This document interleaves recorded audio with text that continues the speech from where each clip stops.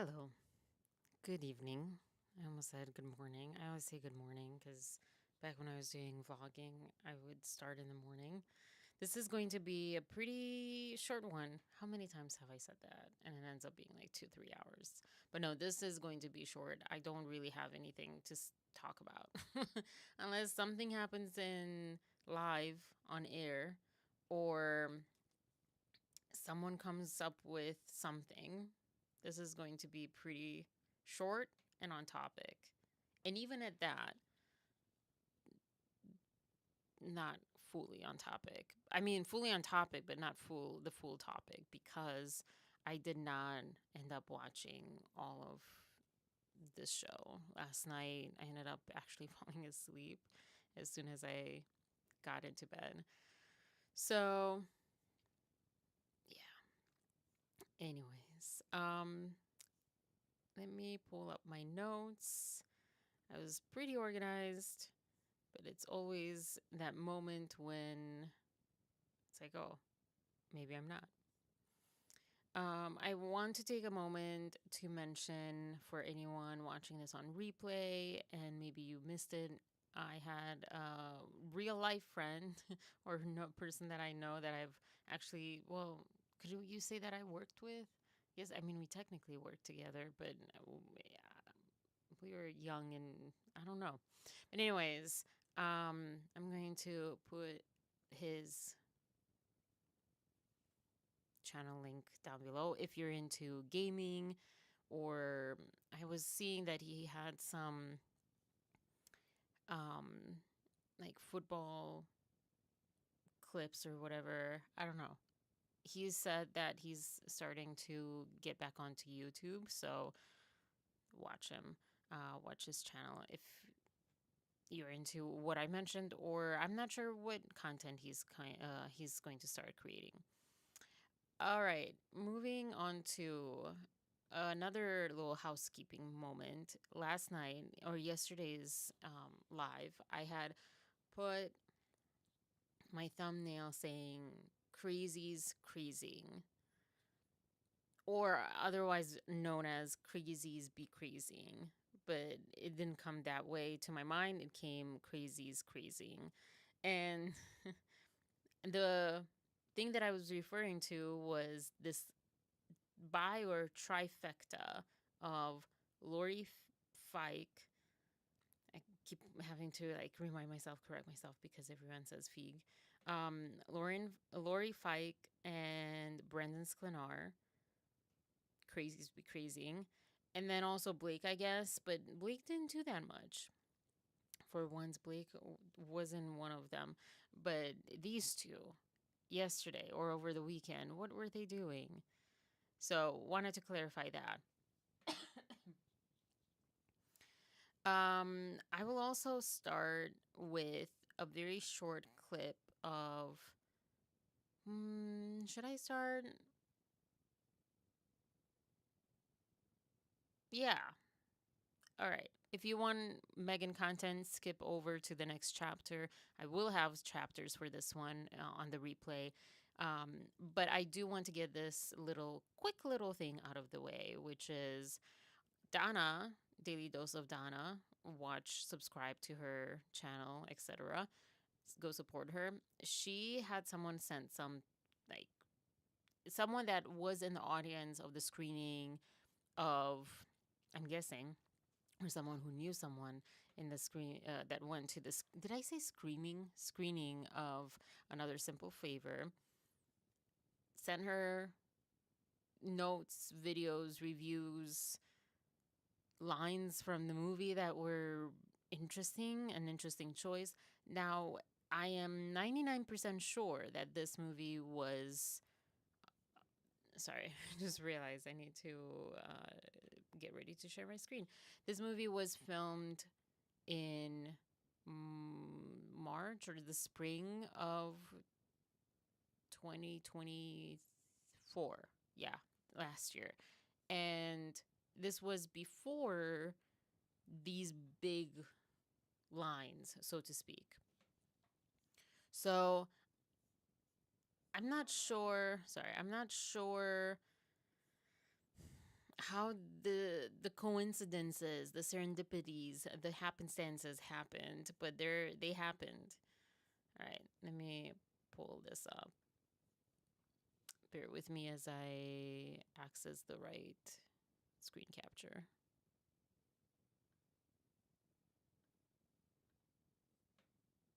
All right. Sorry, OBS is interesting sometimes.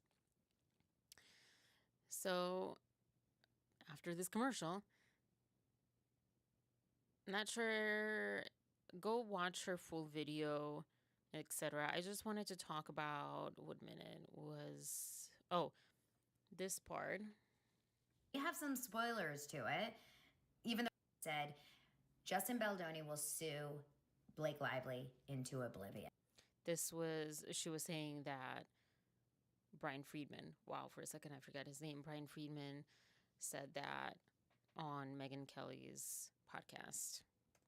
Well, Emily, Blake Lively's character in this movie, says, I'll sue you into oblivion. Actually says that in this movie. Now,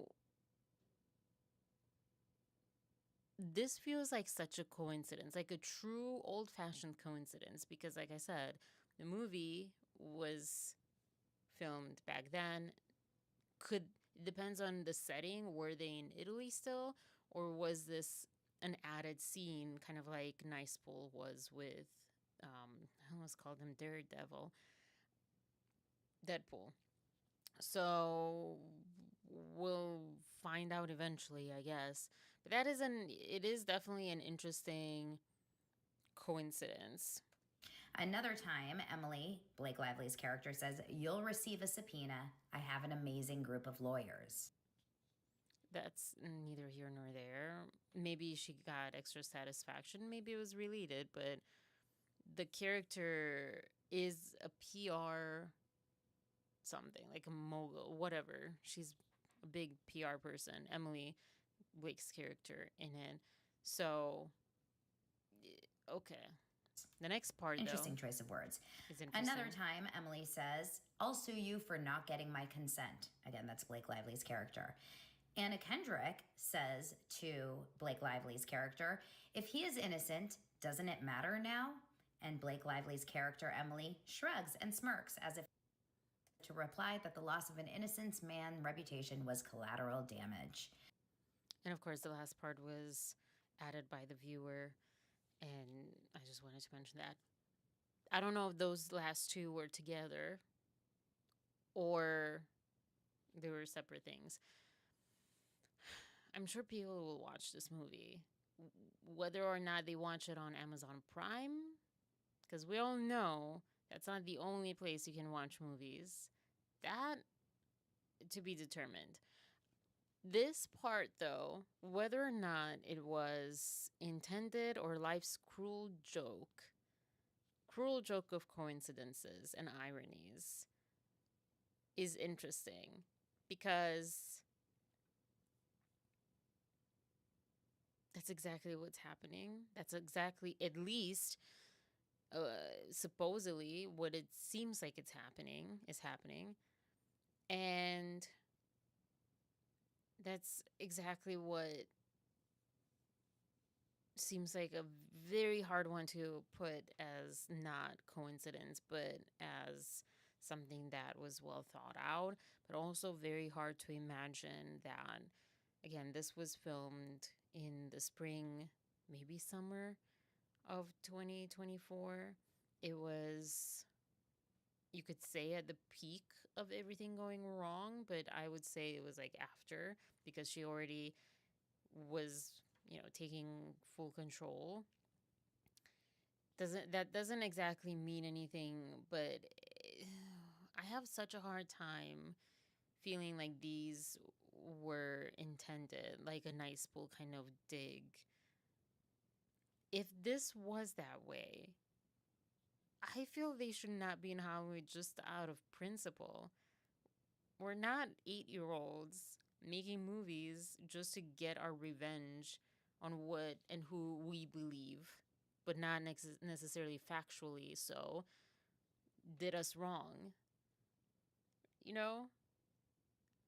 The last one though, that was pretty harsh, and even if it's not with that intention in mind, it is definitely, again, something that a lot of us believe is happening right now by Blake to Justin, that she is destroying an innocent man's life. And it's like, well, collateral damage, whatever.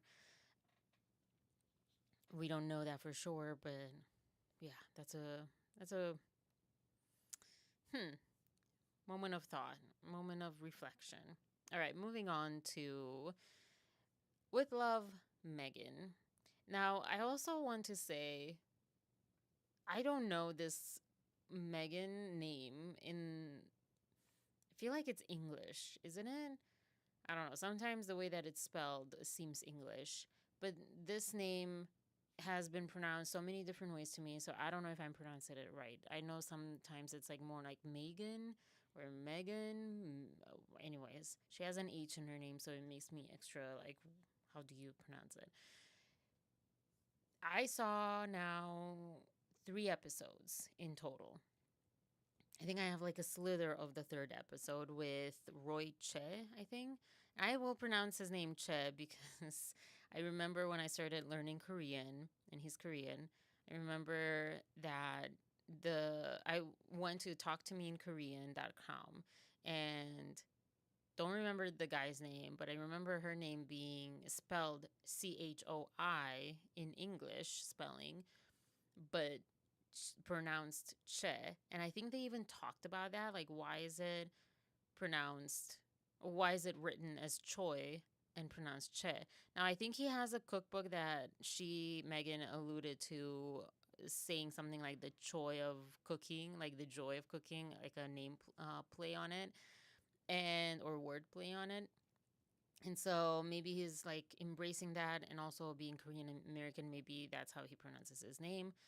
Um, and I'm not this is not a criticizing of Meghan or anything. I'm just saying that was a little tidbit that I noticed as far as Americanizing things and Englishizing things. But anyways, and I don't remember why the explanation of why Choi is pronounced Che. I don't remember that. I'm sorry about that. But anyway, so I saw whatever the makeup artist name was, Daniel, I think.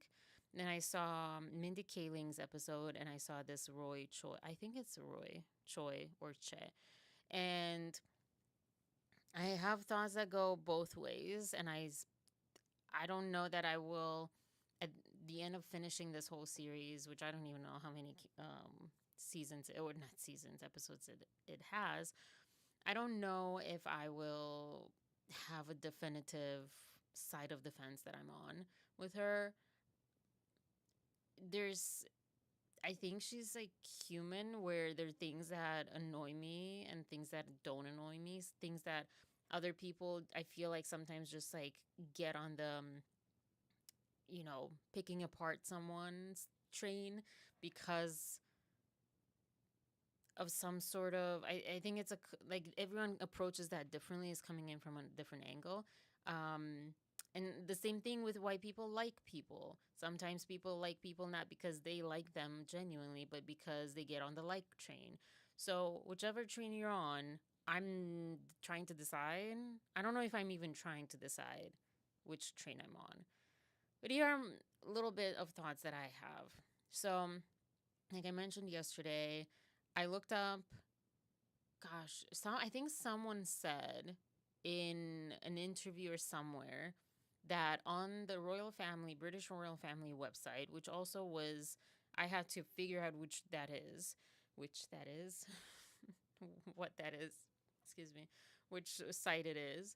Um, excuse me. It says, I guess I can pull it up too. Uh, the Dutch and Duchess, Duke, Dutch, the Duke and Duchess of Sussex.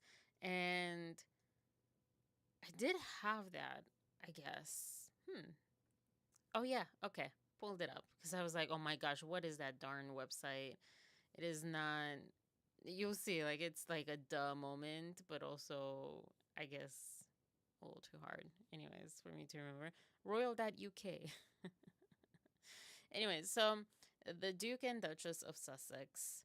And someone mentioned this because when King Charles became King Charles from Prince Charles, they updated these pages and they updated Prince Archie of Sussex and Princess Lilibet of Lilibet. It's such a cute name. I don't know how to pronounce it right though. Of Sussex, and so before they were.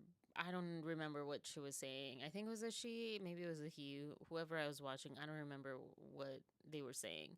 And so they updated this. And so if they needed to update that they're not Duke and Duchess anymore, they would have done so.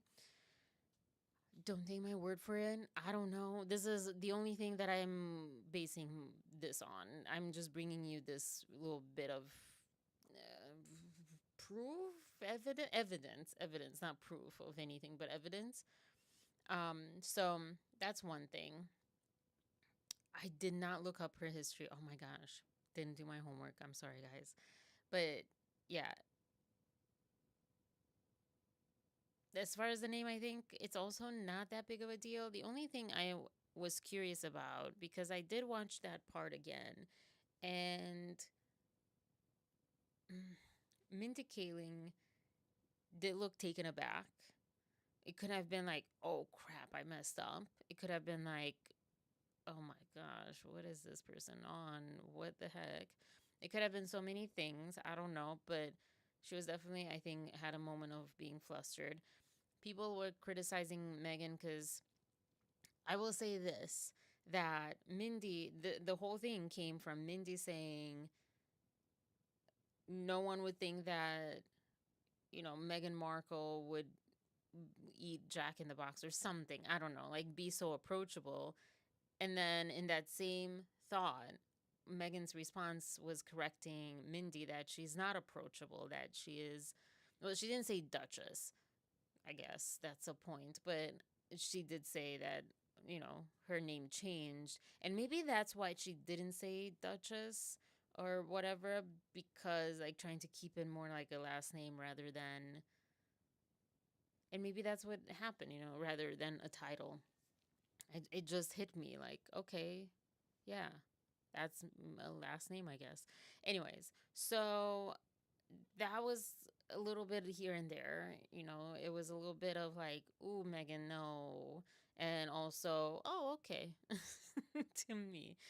I don't really have anything really to criticize at this point around that. Like many people are criticizing. Like I said, I think so many people, what I don't like is seeing people criticizing people just because it's cool. That's bullying. Don't do that. You don't have to criticize her. You cannot like her and not criticize her, or you can criticize the things that are like actual criticisms that you have of her. But yeah, I kind of dream of a world where we can all like hold both things. Like two things can be true at the same time, or three things can be true at the same time. That's where I'm coming from. Sorry.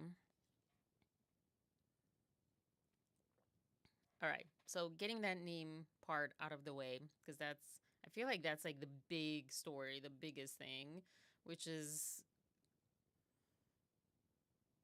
maybe coming from a triggered place as far as like, hey guys, you left. Why are you trying to relate yourself to this family name and so forth if you left the family?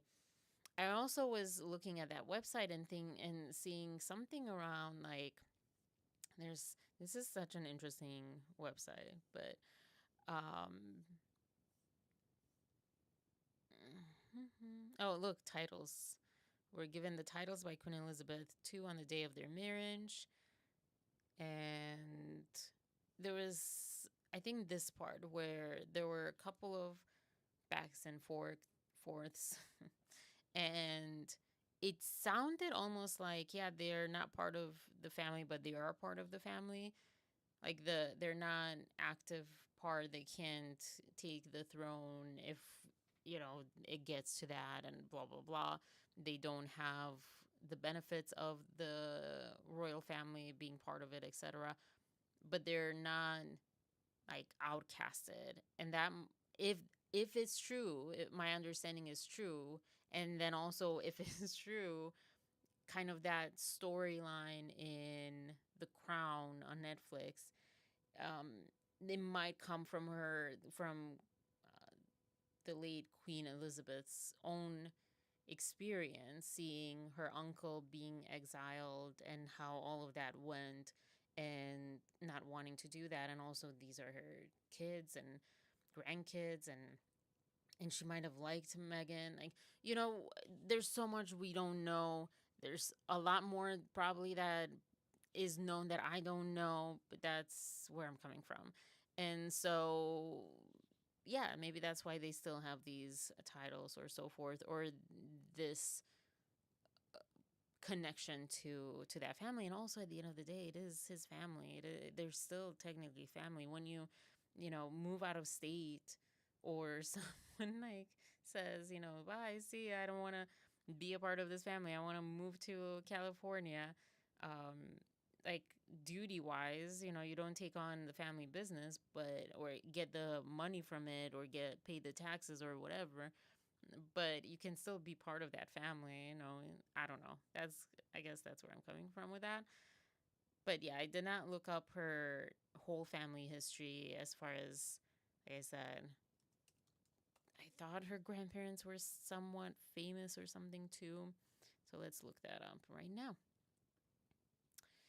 This is where I got, unfortunately, Wikipedia was my source, where I was like, huh, well, that's interesting, because usually if it's not someone that we know, you can't click on them. So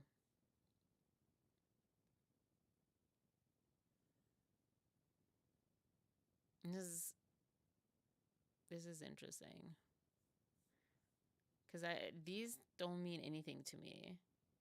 What is this? Let's see. Stephen Mark Ragland. You'll hear me pronounce names really weird. Was born. We don't care. I mean, no offense, but that's not the point why we're here. And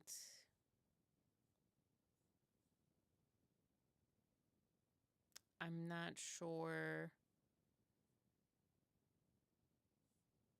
I'm not sure. Okay, this was maybe not the place to go looking for answers for who is this person. I don't understand. Why are these people famous without being famous? Is it just because someone decided to put this up simply because she married into the royal family?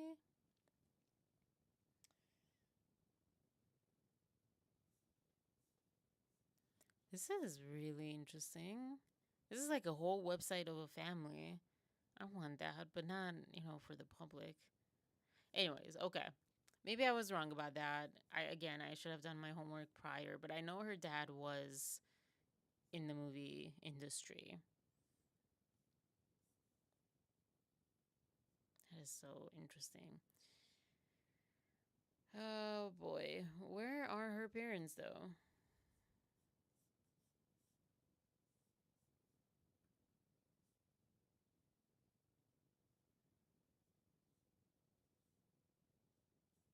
Trevor Engelson, American producer, film producer, and literary manager,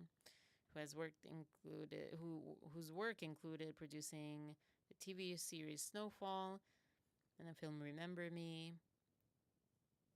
And that's sorry. Just kidding. I'm sorry. I'm doing like I'm like I know this. I know my stuff a little bit, but I don't look like I am. That's her ex-husband. So okay, there we go. Thomas Markle, Senior, lighting director and director of photography.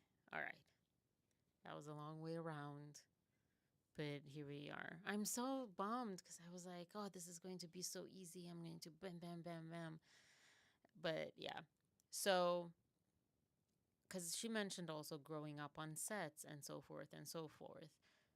it's interesting also because now people are comparing her to Blake Lively as far as this privilege not being in touch with what it is to be like an average human person, you know what I mean, an average person. And there's that kind of background, but I feel like they're different people and not sure that the comparison fits that well. I'm not sure that Meghan has done what Blake has a pattern of doing. Maybe she didn't get a chance because she didn't, like, when her career kind of took off, more or less, she got married into the British royal family, and then that kind of stopped everything and it changed everything. So it was like a different trajectory. It would be interesting to hear. I think on here, P or someone mentioned yesterday that everyone kind of has spoken highly of her on every set before all of this marriage. And then also, to me, I keep thinking of she was doing good in the world outside of her role. She was an activist and a philanthropist, and that's even what they say connected her and Harry. And I can see that. Like, I think it makes sense. I don't know. I believe their story, and I believe that they connected over this desire to do good for others more than being in the spotlight, even though they were both in the spotlight more or less in their own way. And I think he had a harder time because of the connection with his mom and the spotlight. And I think he really didn't want it. Um, and she didn't have that, so she, went down that route a little differently, more willingly down that route. But I do believe that they connected over that. I believe that they love each other. I don't think this idea like, oh, Elsie, I think, was saying, oh, hi, hi, welcome. Someone was saying someone hashtag Brendan Sklenar. Elsie was saying when she was talking about this show that my brain just like kind of stopped. Oh my gosh, this is why I'm like, hi, Maria. I'm like, oh, don't look at the chat because I'll just get so distracted. And hello, ADHD. Thought flew away. But it was something around the two of them. Oh, yeah, yeah, yeah. It wasn't on her live Elsie's, but I think it was in a video where she said something like why people hate her, Meghan, and have issues with her and criticize her and just like pick her apart is because, like, maybe I should just pull it up, because people basically resent her because they can't do what she did. They can't have someone um I cannot type and talk at the same time. I never learned my freaking lesson with that. Um, okay. Hi, hi, Maria. Um, it was because, oh my gosh, you can't. This is really weird. Is this the CIA thing? You can't. I can't ever find Else Rich TikTok, Elsie's TikTok. I can never find it. Like, just by typing it in, I always get Eldritch. I'm like, no, that is. Sorry, that's yeah. All right, but as I find this, basically, um, that it's just just like out of resentment that they can't make their men leave his family for her or whatever. These people that are haters, I disagree completely with that. I don't think people, not that many people are that petty and unself-aware and etc. Or hateful, etc., etc. So that's my 1 cent on that. This is so annoying that I can't freaking Like, I don't even know how to. I know how to get this up on my screen. This is so annoying. The odd thing that strikes me about Meghan is she said she never Googled Prince Harry. I was told she loved Princess Diana and knew everything about her, so that's weird. And she was never tutored in royal customs manners. Those are the main things that struck me about her, and I believe that was the Oprah interview. Yeah. Oh my gosh! Remember, guys, the Oprah video, the CGI little meme afterwards with her dress and the bird poop. I'm like, oh my gosh, I can never unsee that. That is just. Did no one think about that before dressing her, or her think about that before dressing herself with that? Like, that was just too. Oh my gosh, you never saw that. I need to find that absolutely because that was just too perfect. And I felt so bad feeling so like finding that so humorous. Oh my goodness. Okay.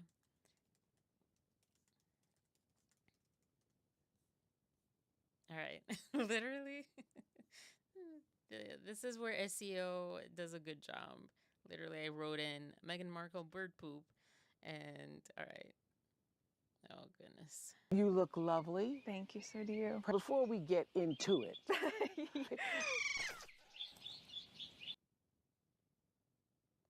Isn't that like whoever thought of that was on it? Because it looks exactly like that.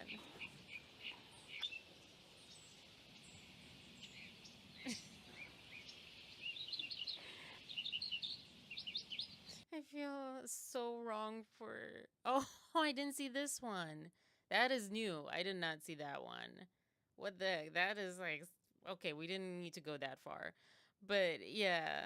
Yeah, they cut this so we get perfectly. into Oh it. my gosh.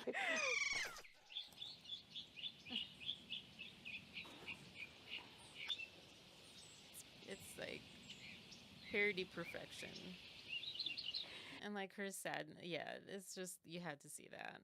Again, I feel bad. I don't feel like we need to take it that far, but it's like a guilty pleasure, kind of like reality TV, which is like, oh my gosh, why am I watching this? This is not what humans should be sometimes, but you're like secretly enjoying it for some reason because then it like fits.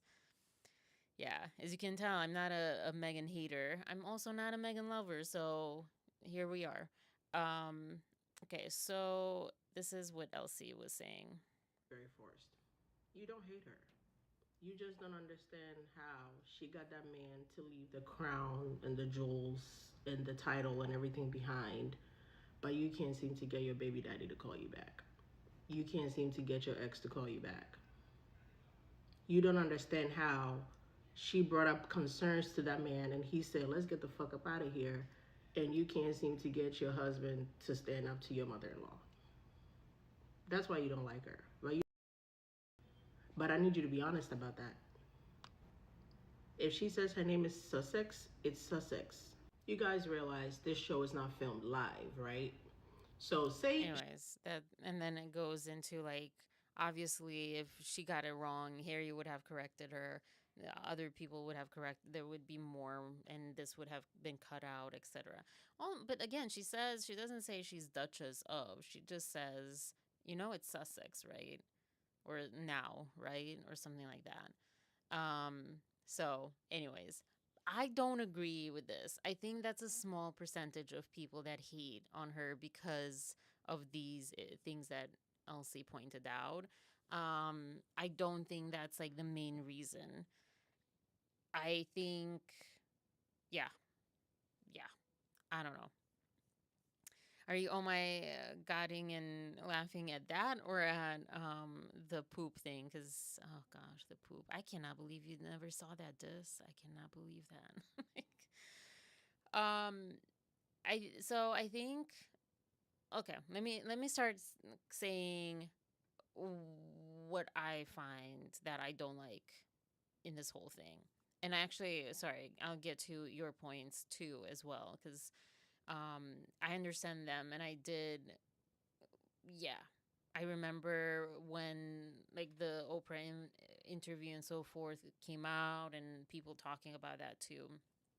Um, I think all of those can be true at the same time. I think that to start with the royal customs and manners, I thought the same thing, but I also thought like there's no way they don't have therapists. But then, not saying the crown is true, is completely factual. They say themselves it's fiction based on, true stories and so forth. They don't know what exactly happened, or at least they say that for legal reasons. So, but we don't know ultimately how it is in the royal family. One thing that was seemingly apparent or like logical after you see the crown is that there's the royal family, and then there's, which Meghan also said in the Oprah interview, and then there's the firm. I don't know what they call it, but basically it's like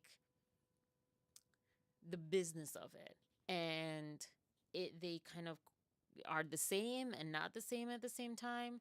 There's a lot in the crown shown where, humans being human contradicted being royal and the royal image.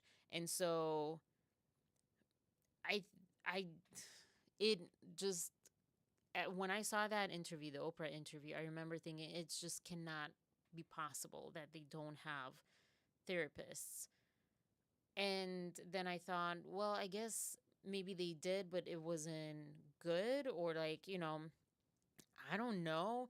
I have a friend in England who has said that the culture is in really interestingly cold, and really that keep calm and carry on, and go behind people's backs rather than talk to people, versus when she's worked with pretty much anyone from any other country, or at least other European countries. They were much easier to work with, and there wasn't as much fakeness and stuff, which also, that fakeness might also be why Meghan kind of comes across as fake too. If she was, because I think that she was tutored to some degree about like, hey, don't do this, do that, don't do that, do this, blah blah blah blah blah. Probably they couldn't hit everything because they the other part too, because people say that Kate had a lot more, like she was brought up into this, but she wasn't. She was also middle class, upper middle class almost. Not really like on the way to the throne. She's, brought up to marry the prince or the king either. Um, but she got just criticized and like just dragged through the press in her own time. It was really bad. I remember that part. So it's not exactly like, oh, she got, so much more tutoring, but maybe she did. There's like also a bunch of other things. It might be racism too, where, Meghan didn't get the same treatment. There's so much that we're all speculating on based on hearsay, based on what people tell us. And more so, I think we're speculating based on stories and content creators.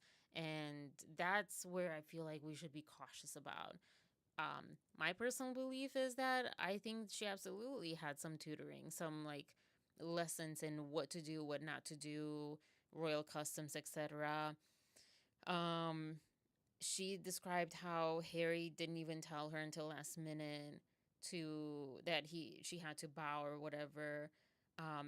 And so you can also think of that like when you're in love, either he did and she's saying the other way, which I find hard to believe, or he really didn't because they were just in love and they were on this whirlwind and there were, all these things, and maybe he didn't even think about like, oh, hey, yeah, not everyone knows this stuff.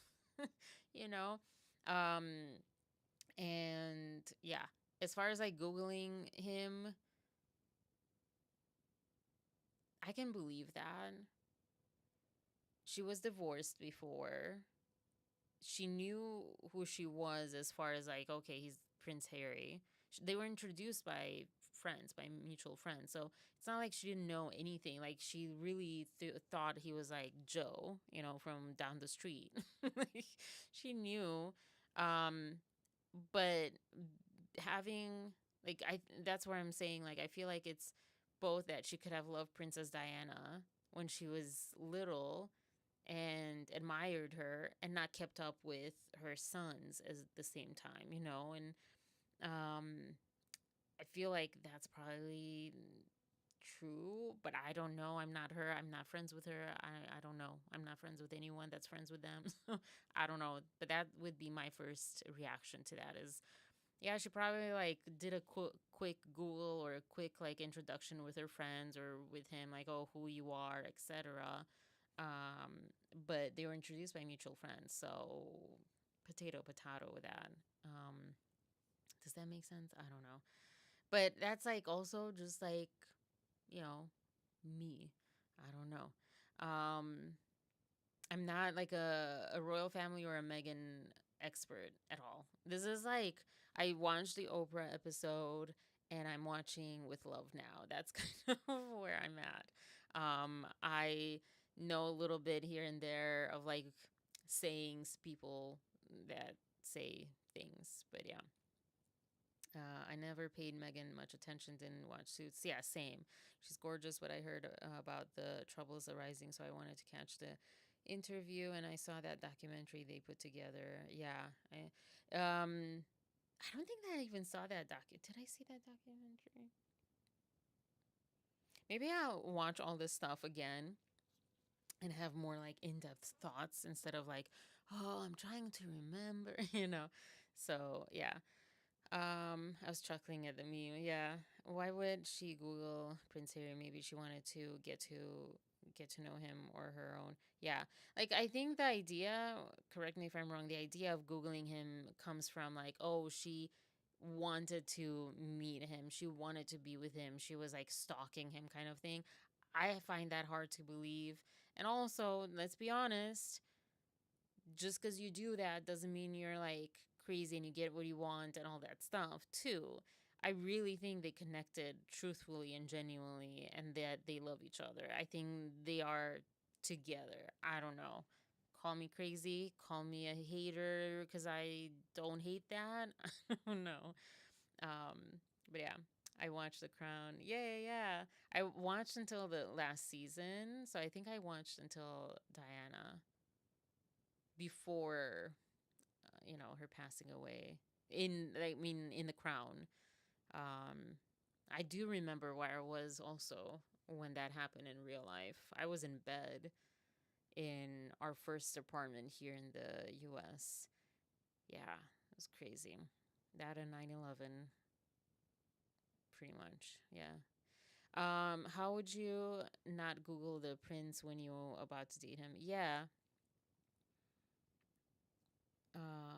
But that's what I was saying, like maybe she Googled him, maybe she didn't, but I don't think it was like a stalking moment. And when people say that, I think that's what they're implying, that she was like, she Googled him to find out more stuff so, she could go after him or like make him fall in love with him or something. I don't think she's a psychopath. I think we could all agree to that, maybe, that she's just a normal person when it comes to that. And so I don't think she was like trapping this man. Just like I don't think that she manipulated him into leaving his family. I think that was a complicated, again, watching The Crown, I think, even though that's not, exactly fact, they say, but I can see how that is a complicated situation and a complicated negotiation and all that stuff because of all that happened with his mom, because of what he was seeing with her. It was a little bit different than with Kate. Once Kate kind of became um, loved by the royal family included, or maybe not even, I don't know, she eventually, got accepted. And also there could be again that racism part of it. There could be so many things that, that negotiation of staying going, um, was probably harder and more complex than we saw. And, it's kind of hard because they also lost the protection as well. So gosh, I don't know. I don't know. I think that's also, mm,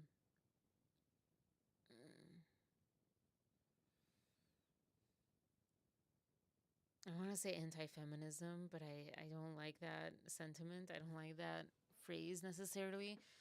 But again, to think that women, it's a thought that we had ingrained in a lot of us and most of us, that women are like conniving and they like control the man and all that stuff. And instead of seeing love and people making decisions that are best for their couple and for their family and for their safety and each other's safety and so forth. So I always I want to say that because there's like a caution in these like assumptions that we make, which Elsie was mentioning, that people that hate her because of this. And the same thing with like Googling him and finding things out about him and finding, out about the royal family and so forth. I don't know. They might have not known each other that much. Maybe they just really fell in love. I mean, also again, like when you're hitting it off with someone and you're talking all the time and you're texting and you're calling and you're seeing each other, I don't think that, like, when do you have the time to Google? And it sounds like they really fell in love and they really dated. I don't know, maybe this is like a new generation also of like, I remember I didn't Google uh anyone, or like went on Facebook in our world, or anything. I didn't do that for anyone that I met, that I dated, or anything until like maybe years later, or yeah, so, or months later, depending on the relationship. So that's not really far out, to think. Um, Waiting Katie. Oh yeah, yeah. That was Kate Middleton's name, right? It was just hard to see. Oh gosh. Um it's just so screwed up. Like why are these like women just chill? Is it like an not initiation, is that the thing? When you're, oh, what's that word for fraternities when they keep thinking scalding. It's not scalding. When they like want to see if you're like tough enough or whatever to get into their fraternity. Maybe that's what it is. Meghan seems to on the ball to not Google Harry, but my question is, why lie about it? I don't know. She seems pretty like a romantic too, and I don't know. Okay, anyways, I'll keep going through this. I believe the woman who was unproblematic for 15 years in the entertainment, until she met and married uh, Prince Harry. I should just put you guys, like, I should just have you go at it in the chat. Like, on the side here, just put it. She said she had no tutoring at all, and all seems odd as hell because the royals love regimen and protocols. I think she was. I don't think she was like not tutored at all, like not told what to do or not to do, but like the customs and things, like she didn't know. Um, but yeah, maybe she lied. I'm not trying to convince you otherwise, honestly, because I don't know. I'm not her. I'm not in the royal family. I don't know anyone. So I don't know. I really don't know. It's all speculation to me, one way or another. Um, yeah. So that doesn't really make any sense at all. And again, I have to ask, why lie about it? We think that etiquette is taught because we've watched too many movies. Just because you like Lady Di doesn't mean you follow the boys. Oh, that's what I said too. I did. I do, because I watched the wedding and remember where I was when she. Yeah. Oh yeah. I didn't want. I Okay. fun little thing. When you're a child is, or younger is one thing. I remember when I was little, my one friend and I were talking about this, and she wanted to marry Prince William. Wow. Oh my God. It's just so blanked on it. And so she's like, "Oh, you can have Harry." I'm like, "I don't want Harry." So yeah, like people could also have talked about that. After that, didn't know anything about them, didn't follow them. She was so, I don't know, I find it hard to believe that she was like stalking them or like really trying to infiltrate this family or whatever. Because she was so involved in so much. Like it's not like she had so much time on her hands, or I don't know. And another thing, realistically, even if she was, doesn't make it so.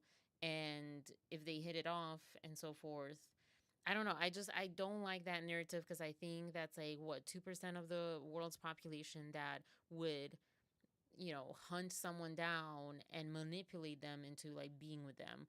That's not realistic. People are together because they want to be together. No one can sustain that kind of manipulation except for like the world's 2% or whatever. Which is also interestingly enough, isn't that like the percentage of people that are really rich? Isn't it 2% too? Is there a correlation there? Anyways, um, just as a family, forget the royal stuff for a moment. Would you do anything to help your husband to maintain a relationship with his only brother and his dad? No, no, no. I will speak on that. Um, yeah, she doesn't control him. No. Why? I'll turn it to you. Why, in your experience or what you've seen, do people make decisions together or for the benefit of the other? Um, or, like, I'll say that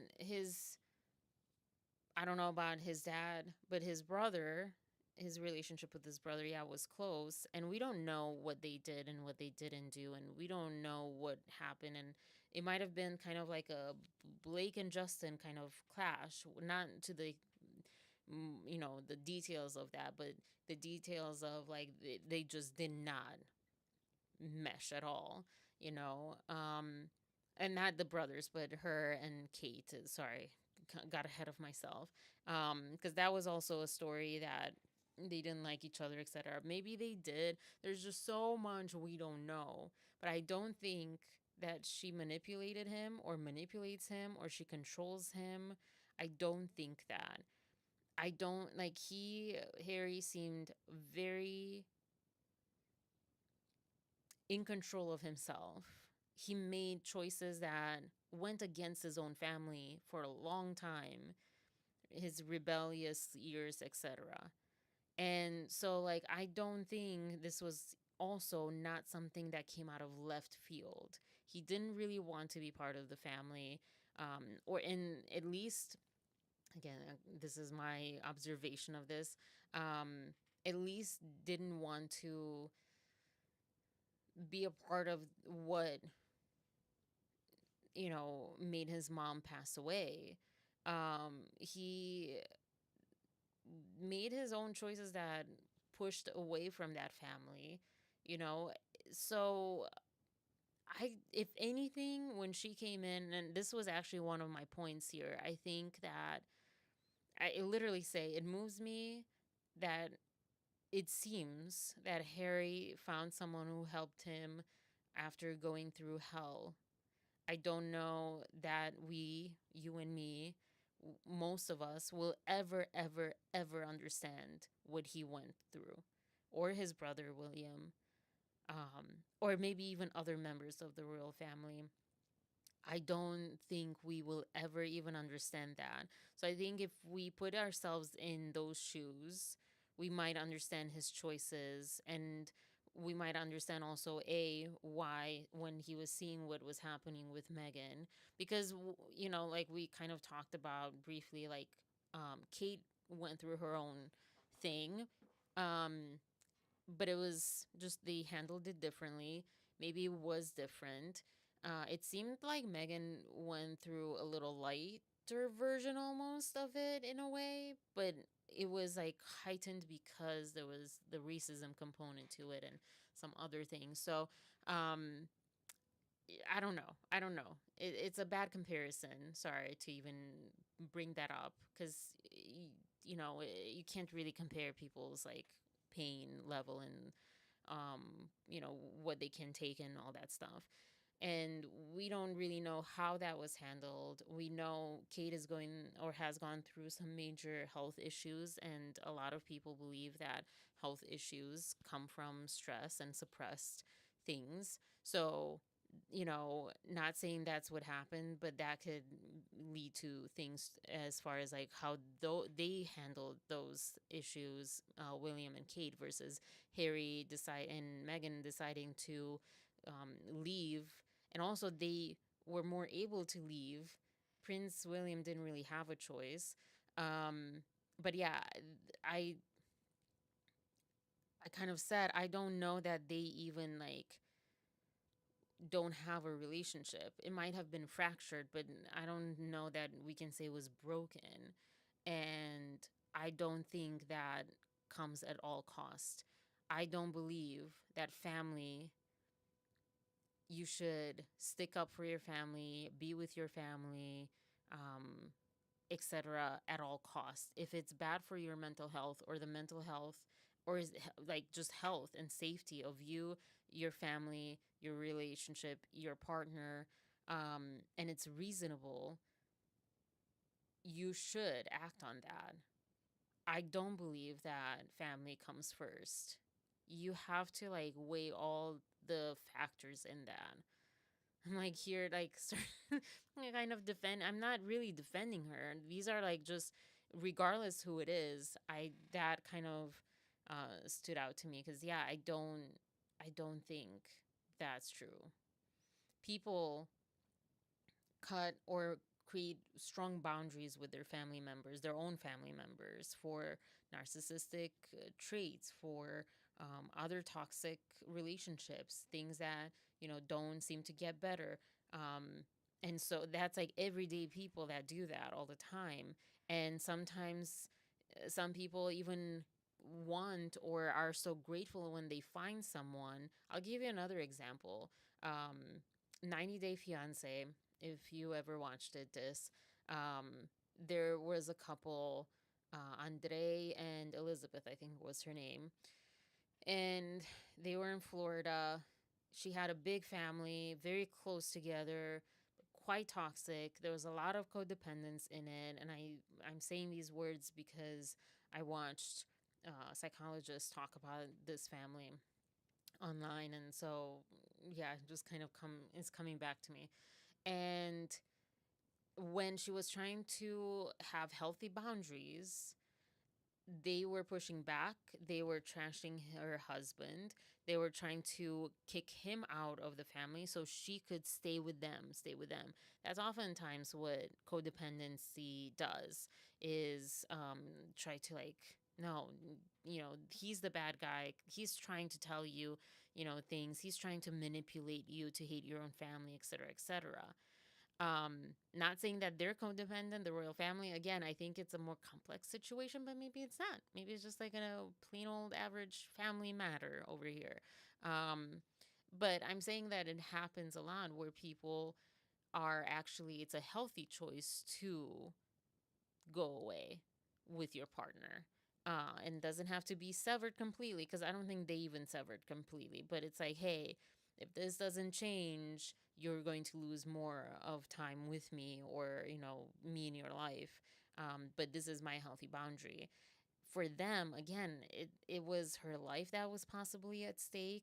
Just like with his mom, it was like her mental health, which also was leading to life situations. And so I think, does family matter more than love, than the chosen family, than the family that you're building with someone else for your future? I don't think it should. I personally don't think it should. but some people might.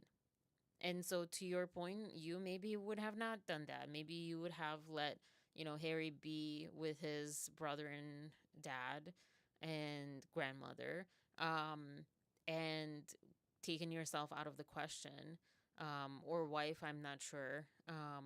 And so, yeah, I'm just saying that no, not everyone does that. Um, Already deeply affected by the loss of his mom, is now isolated from his brother and dad. It's a shame and really sad, especially if he's sensitive that way.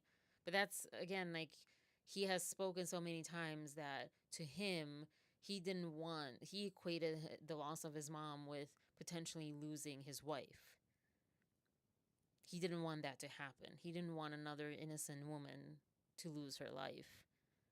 But you're equating it to his brother and dad, which I don't think it's the same thing, because they're fine.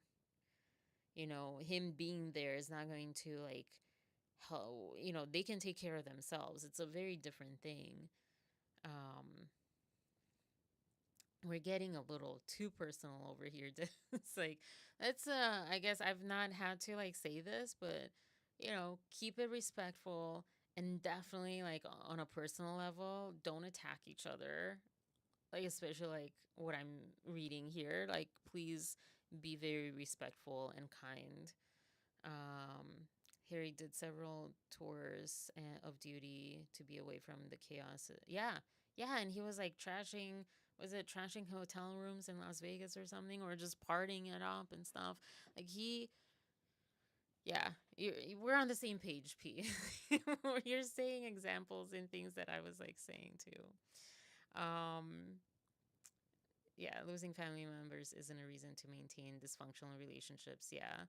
And we don't know that it was dysfunctional with his dad or brother. With his brother, it wasn't. We saw that they were very close and it was fine. But, they hit each other. They were brothers. Brothers do brothers. Wait, that probably does not sound right. That's probably could be taken as something else. Like, brothers, kind of like crazies crazying, brothers brothering. Yeah. Wasn't Prince Harry doing his own thing before he met Meghan? Yeah. Um, yeah. Peace, love, being your best. That, I feel, also comes before. Family is not that special. Family is just family. They're just other people that you're connected to. And in a way, you'll be connected to forever. And you've always been connected, like, genetically. You can't take that out.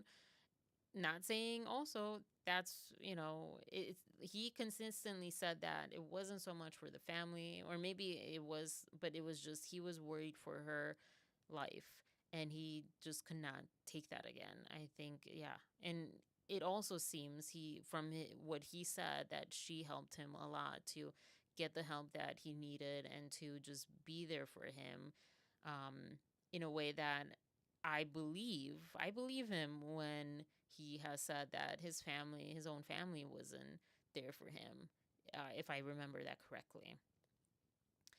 Um, yeah, it is wonderful, this, that you love your family that much. I am on the side of always be cautious, never, like, be fiercely loyal, and love people and give people chances and so forth. I don't think there's a distinction to me between my partner and my family that birthed me and brought me up and stuff like that. I think, I hope to never have to make a decision like this ever, because that, between the two of them and so forth. But I personally, and all I'm saying is not everyone feels this way. And it's wonderful that you are able to feel this way. I also, from the psychology standpoint, just want to throw out a word of caution for anyone watching. Um, just watch and observe and journal, at least, if not going to a third party, like a neutral professional third party, whether it's a pastor or a psychologist or whatever, that, be cautious if you're enmeshed and there's codependency. It's beautiful to have, again, that fierce loyalness. What am I doing? Loyalty and love for your family, and just make sure that it's coming from a healthy place. And I'm not saying that it's not for you. It's just like your messages prompted me to think about that for anyone out there who's watching that, this might, trigger something. Um, you know, Always make sure that it's coming from a healthy place, whether it's, towards your spouse or your partner, your boyfriend, girlfriend, or your family that, is blood or chosen family, whatever it is. Yeah, boss, anything. Excuse me. Um, Health comes first. Ridiculous to blame her for their family dysfunction. Yeah. Yeah. Not saying Meghan is bad, just saying that a few strange bits that I don't get and those misrepresentations about simple facts. Why do that? Why not just keep it real? But we don't know. Was it proven? Did we see a Google search? Did someone hack into her Google searches and see that she did Google him, or that she was, as in depthly tutored, or to whatever degree tutored or not, in the, ways and so forth. And also, honestly, like, if I don't know, I will say that if gosh, it's so hard to tell because I feel like it was probably just such a whirlwind. But if I don't get that tutoring, I'm sure she could have asked, someone else too. So, maybe that. But we don't know the extent of all of these things. Um, yeah, don't have enough facts to know what's going on. Yeah.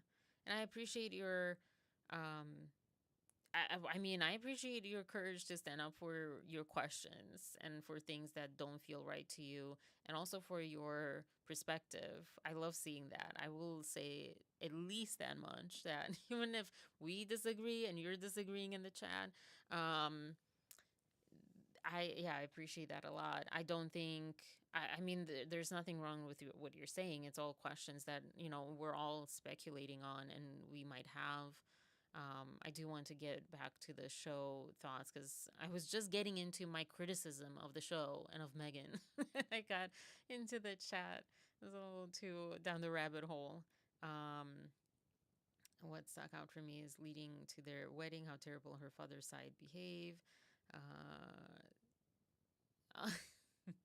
Uh, the last point I noted in the documentary they made together was when they both entered the cafeteria to eat with Harry's troop.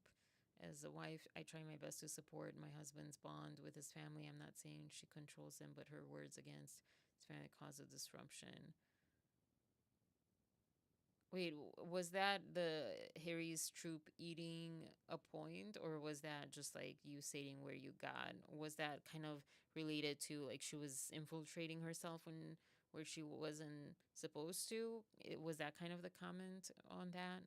This, I read Spare. William and Harry are brothers, but not close in the way people romanticize it. The way the BRF treated her is why she wants nothing to do with them. Could the brothers not be close? And it might like suck for all of them that they can't be, closer or whatever because of this whole like in Romania there's a folk tale or whatever with drobu de sare. It's like I don't know, chunk of salt or whatever you translate it to because I don't even know what it means. Drob, I don't know what it means. But anyways, just hanging, waiting for it to fall over the baby. It's a one of those learn lessons from this story kind of story. What do you call it? Not folk tales, but parables, right? I think so. It's really weird, but it kind of illustrates my point too. Like I think the royalness of this whole thing over this family just like lurking and lingering and causing them probably a lot more issues than they might have had otherwise. Yeah. Otherwise, they might have not moved to other countries, or maybe they did, but it wouldn't be quite as big of a deal or whatever. I don't know. Um, oh, brothers. don't have to be close. Siblings do not have to be close. When they're coming up, they only had each other as brothers who went through such a unique experience being royals. That can also push people apart. I'm not saying that they did that. I feel like they are close. I think what P was saying, they are not quite what we think when we imagine them being close, based on his own words. And I also want to say, just like don't put down a woman, also don't put down a man. Like, don't put Harry's words, his own words, down.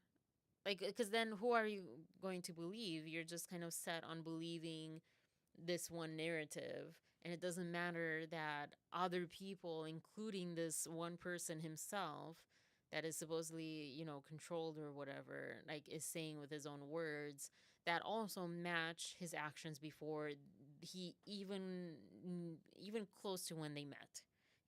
Back when he was like super young in high school and college and stuff. So maybe not in high school, but yeah. And I think tragedy can push people apart. Oftentimes, especially with spouses, but I think even with family, oftentimes, um, different people take things differently. They process things differently at different times, and they come with different conclusions and so forth. And yeah, I don't think that always brings people together, because there's also the possibility, high possibility, I think, of resentment, that you're asking me to just get over it. I can't. Or look at you, you're like handling it much better than me and I can't. And whatever else, it could be there. So, yeah. Um, yeah, her father's side, yeah, that was like a whole different thing. Her dad, what was that? What was that? What was that? Yeah. Have you read Spare? I haven't. Oh my gosh. But because it sounds, can he write? It sounds like you don't like Harry. So why are you sticking up for him? Why are you just sticking up for his family? It sounds like you don't even like him. Not to like be mean. I'm not trying to be mean. I'm sorry. That just kind of my thoughts just came out. Um, just because you can't conceive of siblings not being close doesn't mean it's so.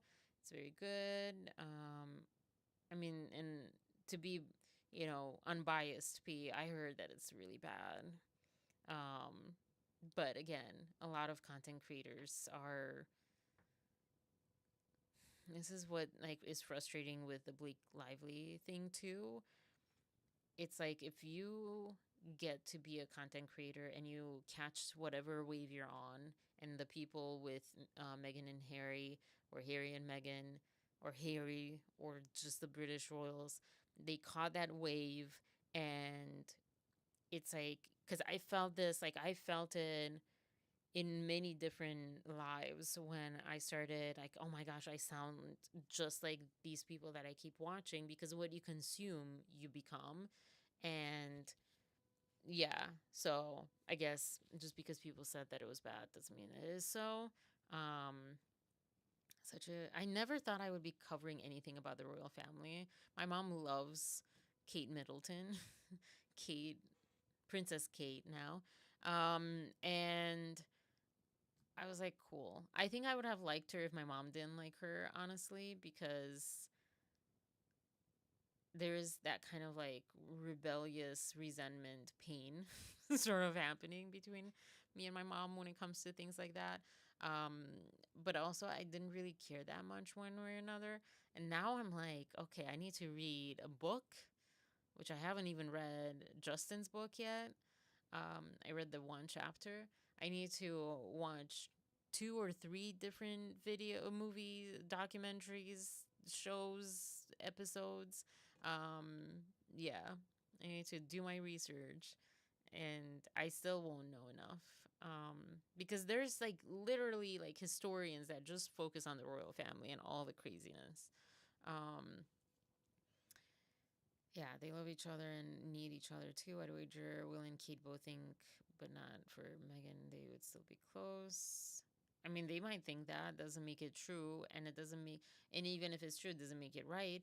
Or maybe it is right. Maybe Meghan did like have too much influence, and if he was with someone else, he wouldn't have. I think what's important is, are they healthy together, and is he healthy in this relationship with Meghan, and is she healthy in the relationship with Harry? Um, that's where I feel like that context is important. When people say, just like pop TikTok psychology and stuff, a lot of things people say gets out of context, loses its context, and I think this is kind of one of those things where, yes, with someone else, XYZ would be true. But is that a life changing difference? Meaning, not just like, yeah, it would be a vastly different life, but are you in an unhealthy place if XYZ isn't true? Or are you in a healthy place? And Harry describes, I think, from what I hear, that he is in a much healthier, much better, has more peace, and has processed a lot more of his trauma than if he would have stayed there. Um, Also, you can't know one way or another if it would be better or worse of something that didn't happen and won't happen. But that's kind of the thing. It's like, okay, that's not really saying too much. Whether or not, he's simply not closer to Will and Kate and his dad and so forth, simply because of this other person that came into his life and he's with her now. But is that a healthy choice, or is it an unhealthy choice? That it's not 1 + 1 = 2. It's like, that's 1 + 1 and this is 1 + 1. Like, they're two different equations. Okay. Keeps going down. Oh, I saw Maria coming in and chiming in. Um, didn't give up his birthright. He still has his title. He and his wife decided to not. That's what I was like trying to say or think about when I was like starting this live. Like, just because they renounced, being in line or whatever, or like having the benefits of being a part of the royal family, and being like, it's basically like he quit the job but didn't quit the family. That sounds like a mobster kind of thing. But like, he got out of the job, the business, the family business of being a royal, but he's still family. Whether or not they're close and how that goes, you know. He still has his title. At least her British media has toyed with removing their titles. Wait, who's Casey? I have heard her narrative. It seems based on being the victim. I don't care for that much. He gave his power away through, though, what good might he have done with the power he gave away, especially at a time when the earth is burning? I don't think he gave his power away, because the power is in media, in the public knowing you, and people know him. And you could also argue they know him even more now, and you can also argue he has more power now because he's not bound to certain rules. They can do a Netflix show. They can, I think they still have to keep in certain things in mind for their children too. This is my complete, like, kind of like how you are this, like, just speculating a lot. This is my complete speculation. But I think for the sake of their children to have opportunities that they might decide later on they want, as far as the royal family, and to not cut them off, they're probably handling things a lot more on the up and up, I think is said, it's called, than they might have otherwise if it was just them, or they didn't care about the children having the opportunities, options. or even just the closeness and stuff. If they just wanted to burn that bridge, they could have, and they probably would have even more power and even more money and even more things if they would like just do a whole complete expose and just go completely transparent, because that with the royal family, there's it's really hard to be transparent, and that was like really hard for him, from what we saw. And so I think that he has a lot more power now. It's just like finding his way, like I am sort of, and like many people are, when like, well, what now? Things have changed. What I imagined would be my life is not my life, but I need to pivot and figure out, doesn't make it better or worse. Um, Parliament would have had to be a part of removing his title. There are rules to that. Thought some titles were removed, duties as well, not clear on the details. I assure you that he still has his title. Yeah, that's what I was showing earlier. Let me get back up to this. That upon information and belief, not sure of the facts, but upon information and belief, they still have their titles, because there was someone that mentioned on YouTube or TikTok somewhere, mentioned that when the king became king, Prince Charles became King Charles, the royal family website changed everyone accordingly, their titles accordingly. And so they kept Justice, Duke and Duchess, and changed Prince Archie and Prince Lilibet. And I don't remember what they were saying they were anymore. So it seems like, yeah, they kept their title. And what I also said, it seems like the Queen Elizabeth, late Queen Elizabeth, also said something along the lines of like, not cutting them off as family. Um, but I don't know if I understood that correctly. I don't want to keep up with what you're covering, but I'm listening in the background. Okay. Oh, I don't keep up. Sorry. I'm like, wait, you don't want to, but you're still listening. I appreciate that. That's like really nice. Yeah. Um, what do they do for the crown? What are they doing now? I want. Yeah, yeah, Angel.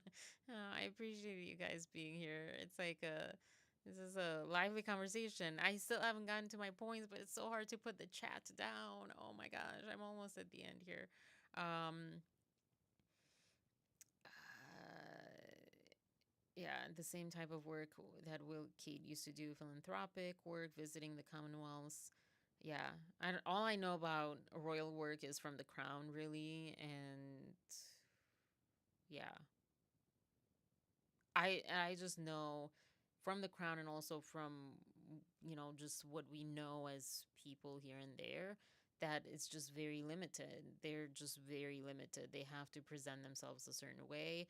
They have to make certain choices that they might not it might not be in the benefit of XYZ. And so yeah.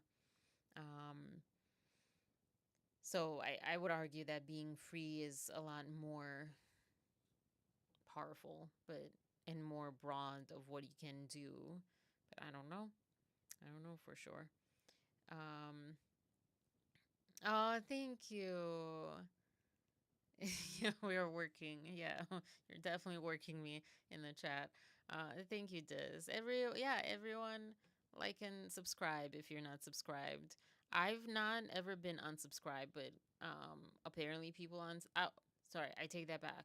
I apparently was unsubscribed from a lot of people on Instagram, because sometimes it's like you follow someone, it's like, oh, here are suggestions, but YouTube I've not, as far as I know, I have not been unsubscribed from, but apparently that happens. So make sure you're subscribed if you subscribed in the past. That's a tongue workout, or like lip workout to say. But yeah, I appreciate that. Thank you. They're visiting the Commonwealths in a royal capacity. I thought that was stripped. No, he was saying that's what Kate and Will and Kate do, I believe, or what they would do if they were still part of their duties. Um, quitting isn't allowed in the mom. But isn't that I have not seen the Godfather series. I've not seen.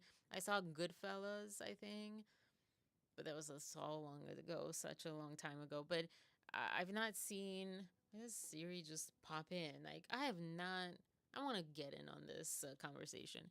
Um, I've not seen anything, but I remember like, isn't that something that like some movie had of mobsters, like quitting the business, but not quitting the family, or maybe they couldn't, but that's what they wanted. It just sounded like mobstery of me, like to me. Um, yeah, take less tax dollars and relinquish the Commonwealth.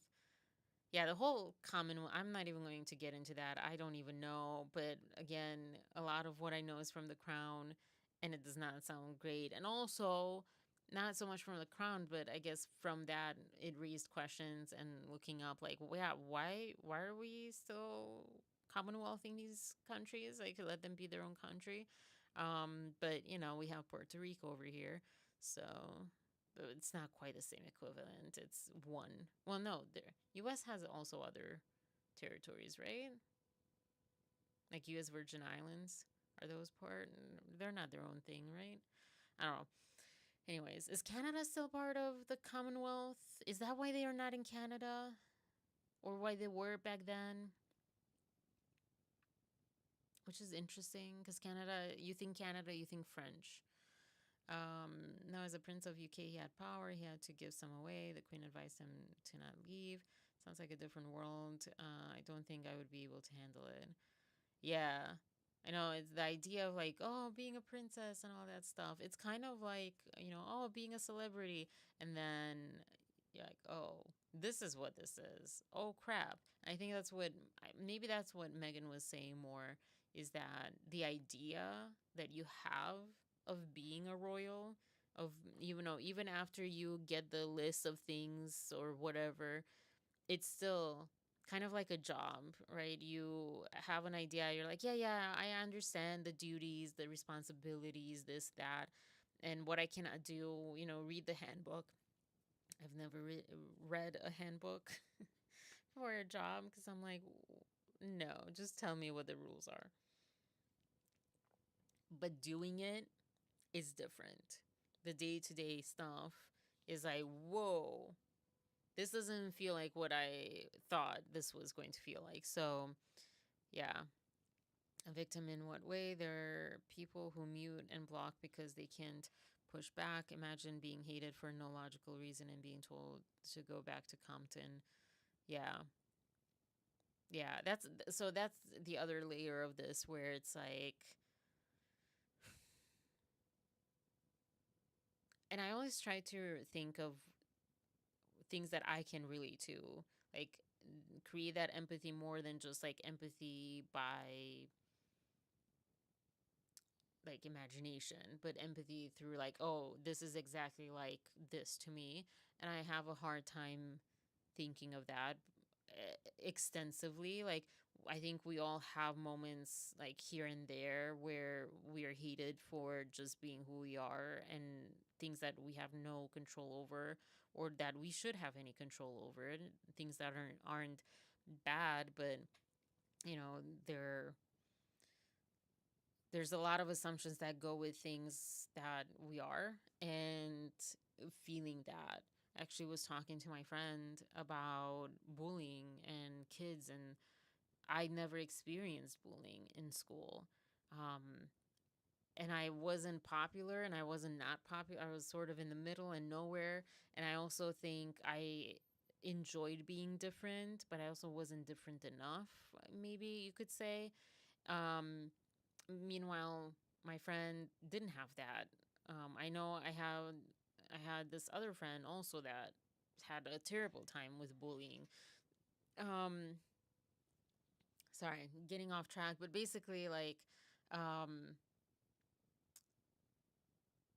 there are layers that are beyond just,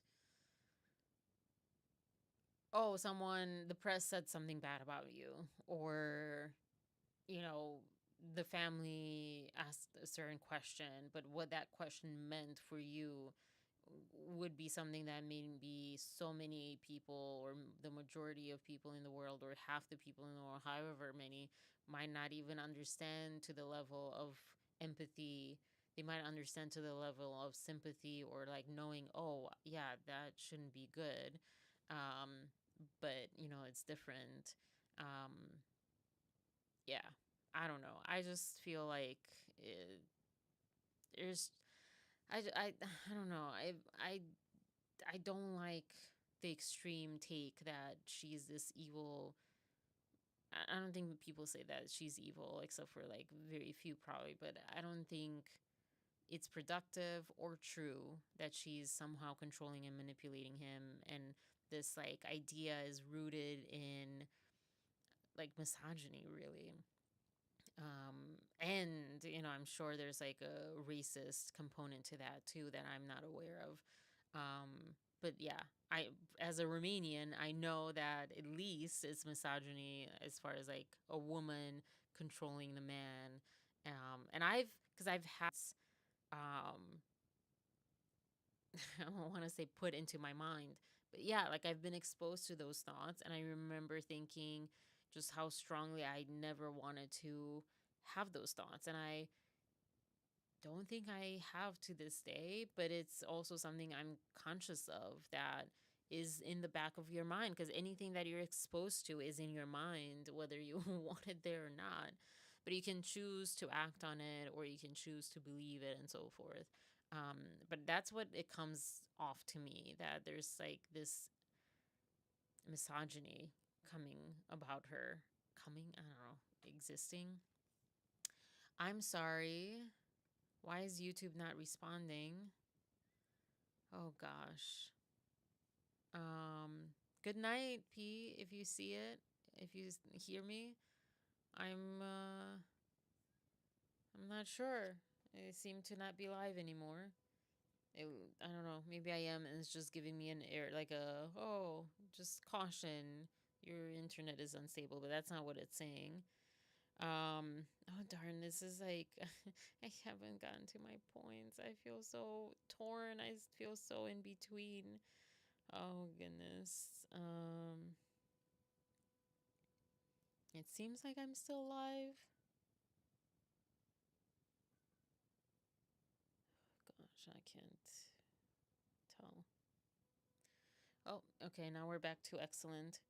All right. Okay, cool. It freezes. Yeah, sorry. I'm sorry. I hope it's okay. I wonder if I mean, I don't know. I don't have things opened. Okay, I think I'm close to catching up. So yeah, sounds stressful. Again, what power? That was my takeaway on Meghan in the Oprah interview.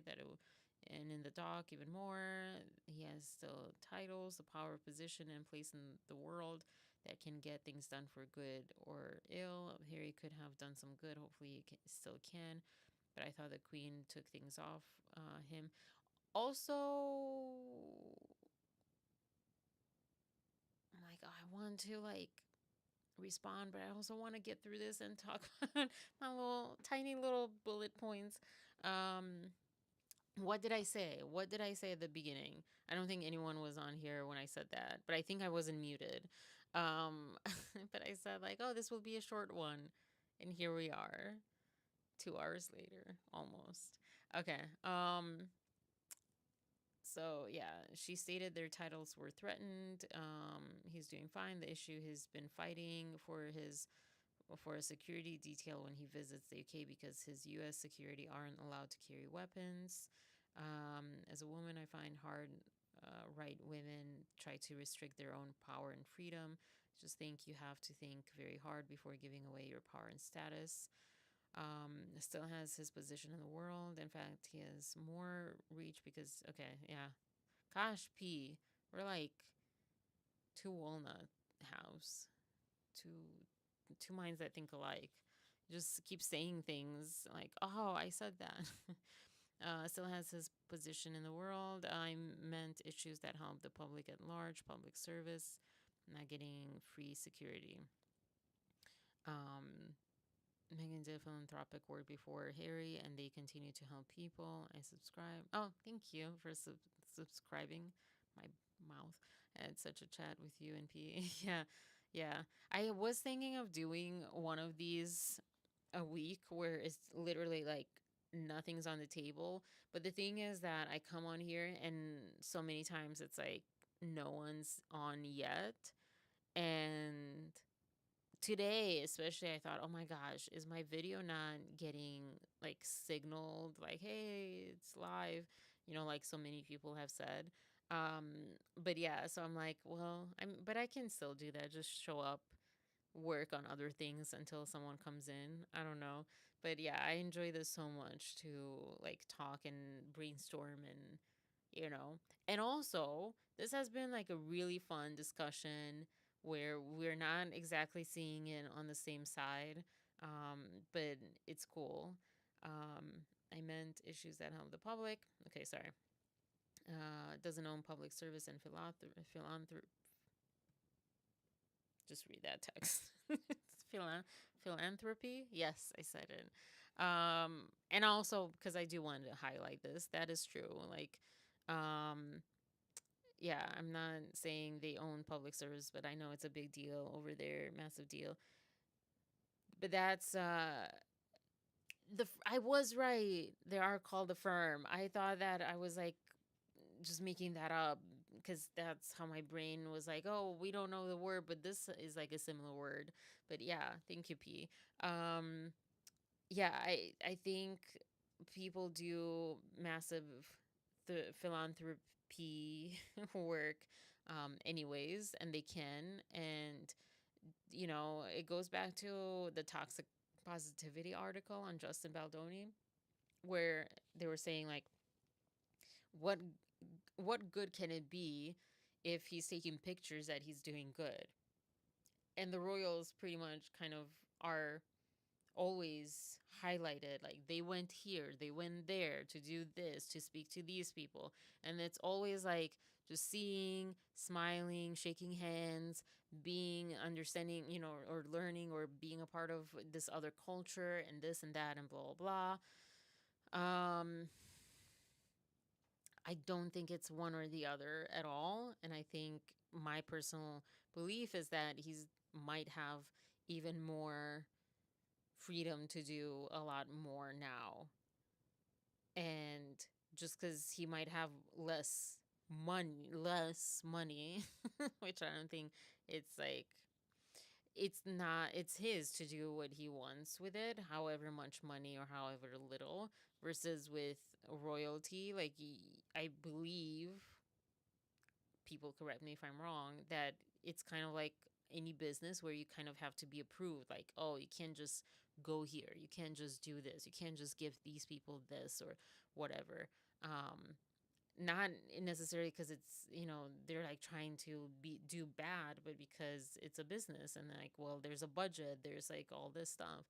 Um, so yeah. Um, Yeah, they do work hard helping others. Charles' environmental work proved fruitful. Yeah, Charles is interesting with his passion, the work that he does. King George five, King George the fifth is one of the most interesting figures. He changed the British royal family into what we see today. Fascinating stuff. Oh, didn't know that. But yeah, sorry if you're watching this on replay. Good night, P, or good morning, good afternoon. Um, I did Pat Castellano came up behind me to kick my butt, but it ending with me straddling. What? Um, Good night. That's complete news to me. I will Google. I freeze. I'm good now. It was a lively live stream. Oh, I would hashtag that, except it has lively in the name. No matter what turns it took, you did a nice job. Thank you. Speaking of moderating, I agree. I am typing, so thanks for reading through my messy chat, Marie. Chat was awesome today. Thank you. Your video just showed up on my homepage. Differing views without violent chat is more fun than trolling. Yes. Yeah, absolutely. Um, we all need to get back if we lost our way. And I don't even know that I even found my way to begin with. That because I'm not young, but I'm younger. Um, to have like discourse and discussion. Discussion is like not having the same point of view, because it's like discord. Yeah. Anyways, learned that from, I don't remember what it was, but um, learned from the world music history of the world music or whatever class that I did in college or something. The whole discussion why it's called that way. But yeah, wow, I just went off on that one. Um, but yeah, I enjoyed a lot having a differing viewpoint. I don't think because I was like reading, I'm like, oh, I just need to catch up. I think I was more responding um, than like really reflecting and taking it in. Um, so yeah, that's kind of a downside of at least being on this side. Or I don't know, maybe on this side is a little bit more time because when you're like typing, you're like, oh, I just need to like respond as soon as I get the other person's response. But yeah, I enjoyed this. But oh yeah, yeah, discordant. Um, so talked about that. Okay, I was like, is this? Wait, who is this? Oh, okay. I was like, did we get access to the transcript for the hearing? Was it, when was the hearing? Last Thursday hearing, right? Tuesday, Monday? What day? Today's Monday. Tuesday. Wow. Okay. Apparently, Lauren was saying that transcript for the Justin Baldoni Blake Lively hearing on Thursday for this and anyone who is new. Um, that is like only paid. I saw a lot of people like, we won this on court hearing, whatever. Oh my gosh, I forgot the name of it. So maybe we'll get it eventually, but maybe not. Maybe we'll have to pay. I'm worried when, because she pays for things and then she posts them on, or she goes through them, reads them in YouTube, and I'm like, but isn't that, how does that work? I don't know. So, anyways, um, but yeah, back to this. So, my criticisms start with honestly, I think my first one was, why is this not her house? And then my brain was like, well, maybe for safety security reasons. And then my other side was like, also my brain, but the other side of the argument that was saying why not her house was like, but why does she have to stress it so many times? Okay, you rented, you bought this is your garden house, this is your like house to escape down the street, whatever. Why highlight it so many times? Stop highlighting that fact. Because she kept saying that, in my other house, I maybe because she was nervous and they kept that in, they should have edited that out. Because we all say things that you can see on lives, like you say things that, just cut that out. Because you said it too many times and it's not helpful or interesting or whatever. And this was a little, to me, was okay. We don't need to know that this is not your house that many times. It's not making your point. Like, align with your vision. The vision being relatability. The vision being we can all do this at our own homes. We can all make a crudité platter. Not gonna lie that now I kind of want to eat those because it's healthy. And when things are presented nicely, the stomach takes it in easier. I'm just saying. She's right about that. Um, but yeah, just stop talking about how it's not your house. Again, I'm only on episode 3. Yeah, I said another thing to say that So it's one thing to do that, and another thing to say that 1,000 times. All caps I wrote. So that was like my first, I guess, critique. There was a hearing. Yeah. There was a hearing for Justin Baldoni, the lawyers. There was like I don't know. I mean, I think it was technically a hearing. I called it meeting at first because that was kind of it on, what do you call it? Microsoft Teams. Yeah. And they talked about the protective order. And we're still waiting to hear the judge whether he's like okay, not okay, or in between. But yeah, you're getting sleepy. Have a great rest of the night. You too. Thank you. I'm anxious for what the judge is going to do.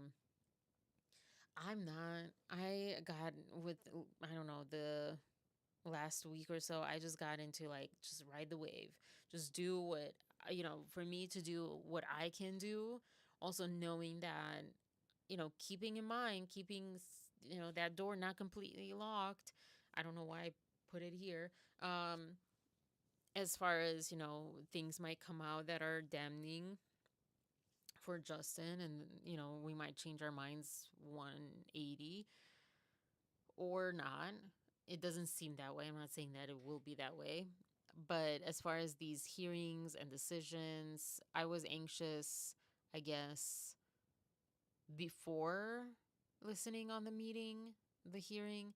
And then I think after that, or just in general, I've been trying to be like, okay, just sit back. That's why I did this initially. Just sit back and just, this is not your ride, Arena. This is not you. We are not in danger. We are not in this. It affects us ultimately in one way or another, smaller or greater extent. Um, but it's one of those moments to keep in mind, like, do the best you can to fight for the justice that you feel is just, but also know that, that quote of, know what you can control and do that, act on that, and know what you cannot control and just enjoy the ride when it comes to that. So I think it's kind of like that to me. So just wanted to share as far as, maybe let's all take a deep breath and, go down that. I imagine at Disney World or those like amusement parks, the water log combined with like a lazy river, kind of a ride. Um, okay, I'm. The other part is I love her smile. Back to Meghan Markle. Sorry, that was like a rough, like 90-degree angle. I do love her smile and how she lights up. And honestly, um, I think I said that especially after seeing like this, and combined with um just the show, like she lights up, and whether or not that's fake or put on or whatever, I will take it no matter what. I think is genuine, at least, most of the time. Or it's not fake because of fake, but maybe, she's having a rough day. She maybe has cramps or something, and like, oh, I have to smile, and you smile. By the way, someone apparently discovered scientifically that period cramps, TMI, retrospective TMI, period cramps are apparently as painful as heart attacks. I was like, I mean, I don't want to find that out. Kind of hard to believe, but I guess if science proved that, but I don't even know what to think about that. So I don't know. Sorry if that's a trigger. That HA is a trigger word for me personally. I can't believe I said that, but I thought it was like a really odd piece of news to share. I don't know, but yeah. So, but I appreciate her smile and just like how she is lighting up, and because that like transfers on to other people, and it does, like, I felt the fuzzy good feeling from it, you know. Yeah. Now back to a criticism. A lot of these notes, I guess, are from the Mindy episode. The moment where Mindy said the look, but she said a look. I didn't get what she was saying. I was with Megan on that one. Not maybe as many times, but like the two times where Megan's like, "What? My who?" Because I don't know. Is that what the kids are saying these days? The Luke? Is that? I really thought it was like the name Luke. Um, I had no idea. So I'm with her on that. But I think towards the end, I think she did register it and she like milked it for another one or two other times when she's like, "What are you talking about?" Um, but that bothered me. I think that was like probably one of the most awkward episodes. I don't know what's coming. I don't know who else is coming on the show. But I will say that the next one with Roy Che or Roy Choi, I love them together. I think they go together even better than her makeup friend, best friend, whatever, Daniel. I think Daniel is his name. I know that she even said her and Mindy just like they met on her podcast or whatever, and that's how much they know each other and kids, having kids, small kids. But I don't think they'll be best friends. I didn't see chemistry between these two at all. At all. But who knows? Who knows? Um, no idea. Yeah. So, but yeah, with Roy, the episode with Roy, I liked that episode. I thought that's when Megan's passed, like average person passed. Although, like I said, her dad was a cinematographer and what else? Um,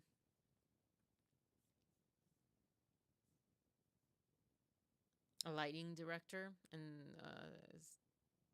cinematographer, director of photography. So, take that with a grain of salt, I guess, too. Um, but yeah, I think that what she was trying to achieve, or one of, because I don't think this show is only to make her seem approachable, or not approachable. Sorry.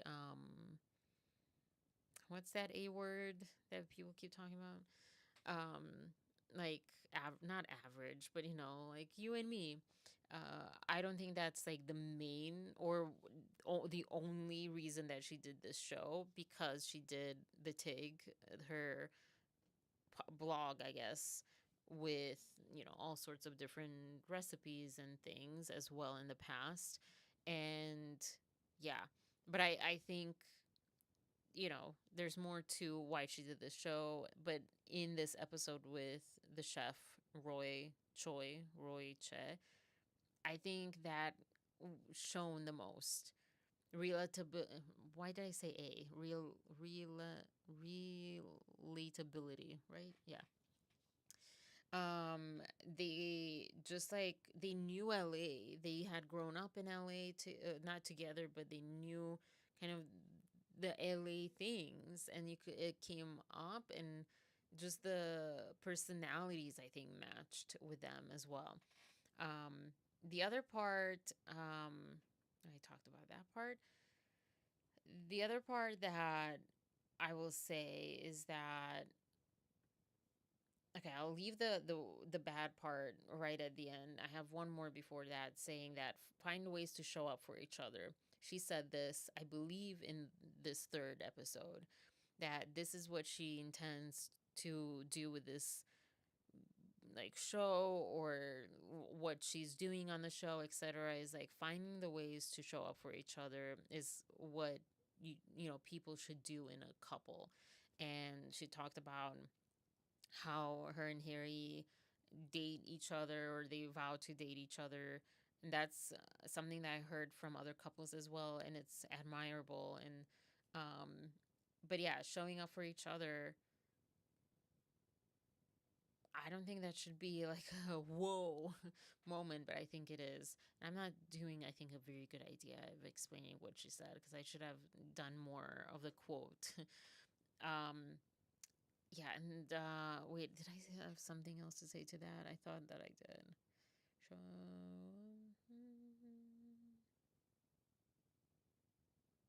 I don't. I don't remember. I'm on the spot, so I'm not gonna remember. Maybe later. The final one, and this is the big one.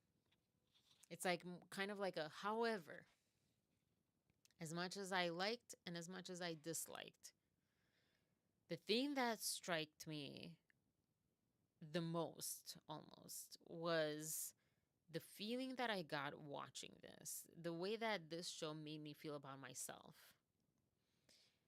A lot of the times, I'm not someone that typically gets discouraged from watching people, you know, flash their like nice lifestyle, their happy moments, all these things that I may or may not have, things that I might aspire to, and like, oh, darn them.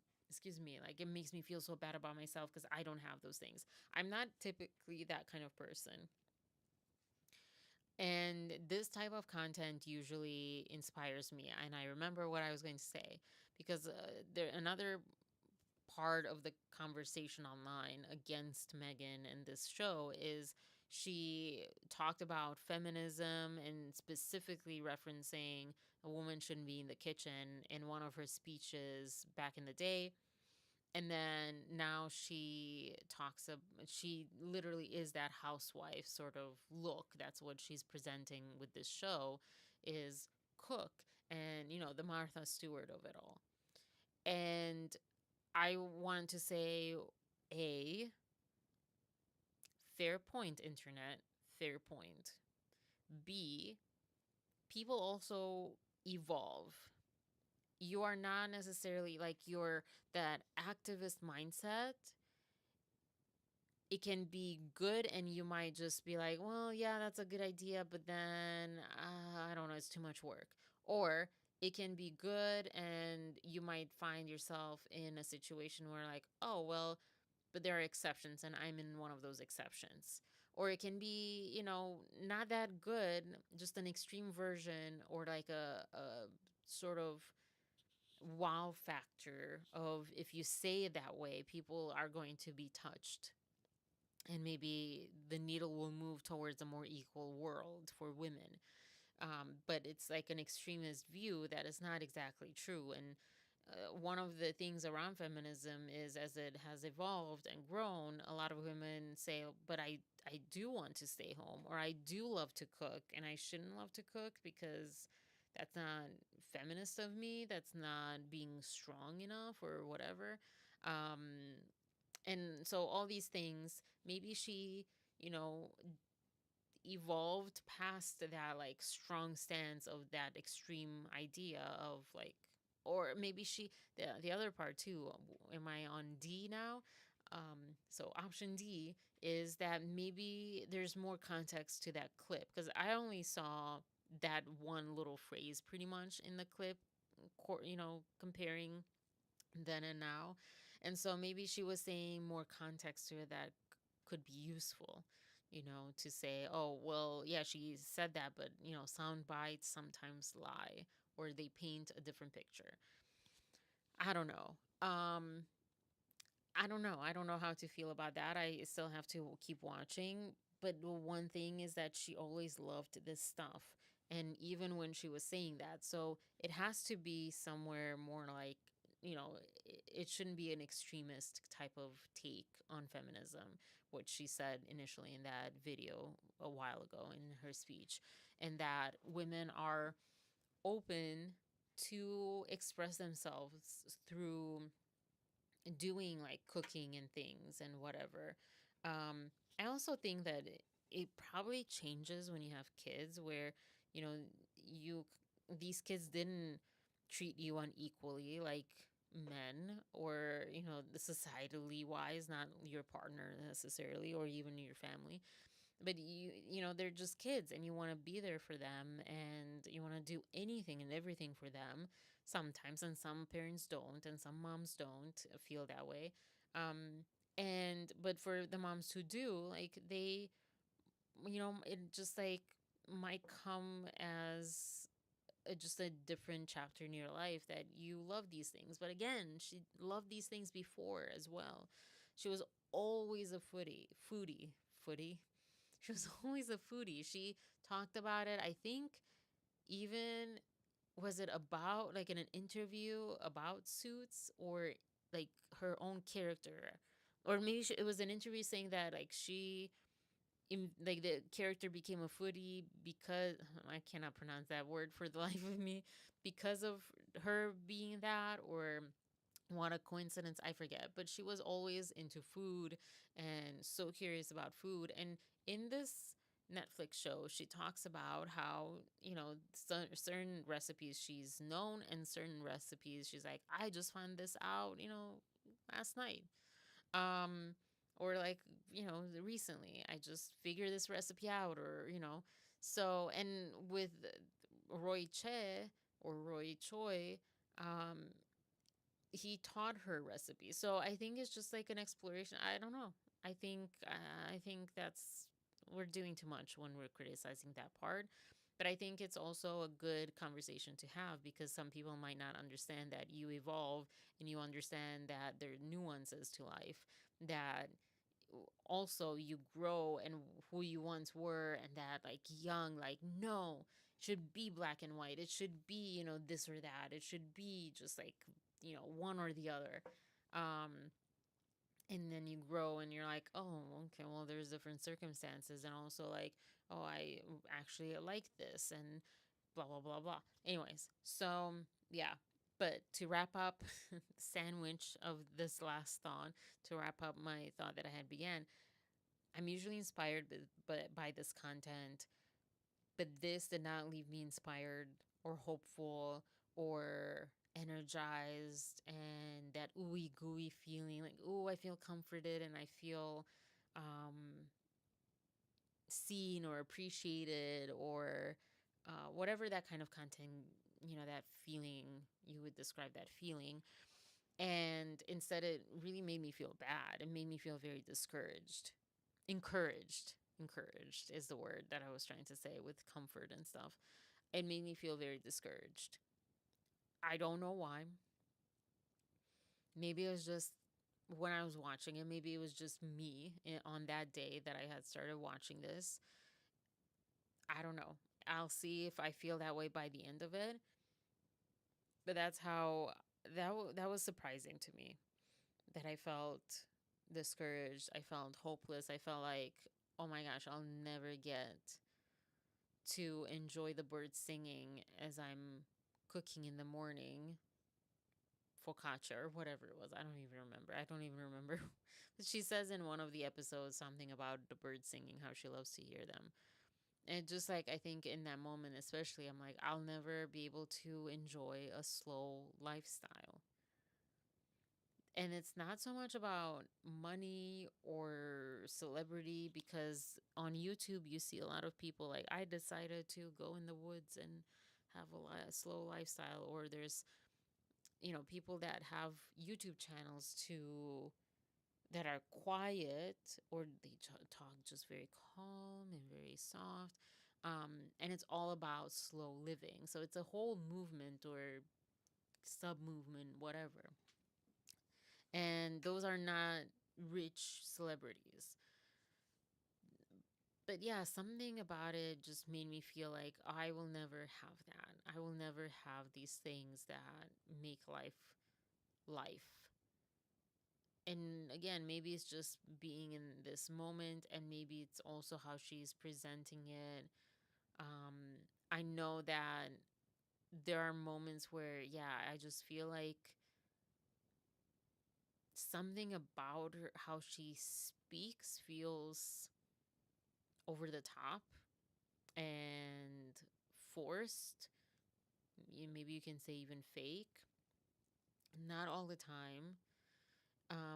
she sounds to me actually very royal in a way where it's not as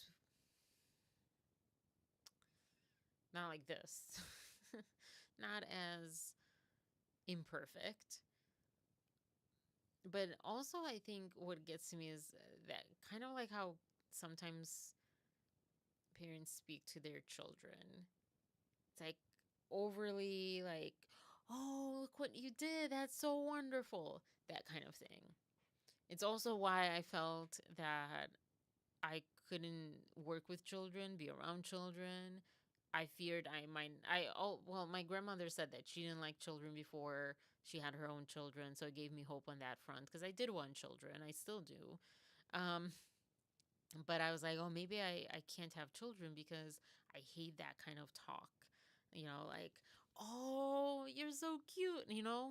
And Blake Lively does that too, but different. Blake Lively, oh my gosh. I cannot hear Blake Lively anymore. I cannot hear her talk. That whole word salad about going to Capri and how the director wanted to go to Capri, but she said, no, I don't think you should, Paul. I think we should film this here because I'm just your actress. And I think that I need to put my 2 cents in on where we're filming. Um, that whole word salad moment where Anna was like, just like, oh, just look down, just fix my hair, just, oh gosh. She was very uncomfortable in that moment. That got to me so much. It's different though. I don't feel so far. I don't feel like Megan, because my issue with Blake is, if it was just that, you just don't like her, move on, whatever. But it's like what she did with Justin's movie and what it seems like she's confessed to doing with so many other movies that we don't know how many and what they are. And that's like the issue. And just stack them together. It's like, I just don't want to see this person ever again. With Megan, is more like I said, I think so many people talk like that. And it's just like a personal annoyance. I don't know. When I was young, I was in a rush to get older. Now I wish I could have enjoyed my youth more. That sounds like a closing thought, Maria. That sounds like, one of those like, and now we reflect. Because, yeah, I I only regret the last 10 years like that. Because I didn't enjoy the last 10 years. I feel like, yeah. I think that I enjoyed my youth though, but I do still wish that I could go back to certain parts of it. College, I didn't enjoy. I didn't have what I thought I could have, which is like friends and friend group and like experience.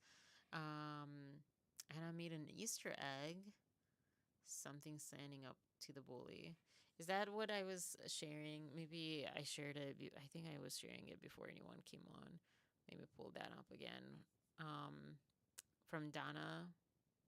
She was like reading through all the, I almost said lyrics, all the lines from the movie that one of her fans sent her. Is that probably that's what you're referring to?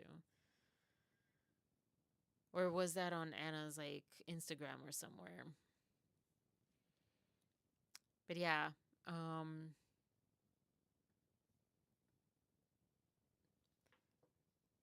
you know what I find kind of that maybe I can relate to that rushing to get older. I never rushed to get older. I really just enjoyed.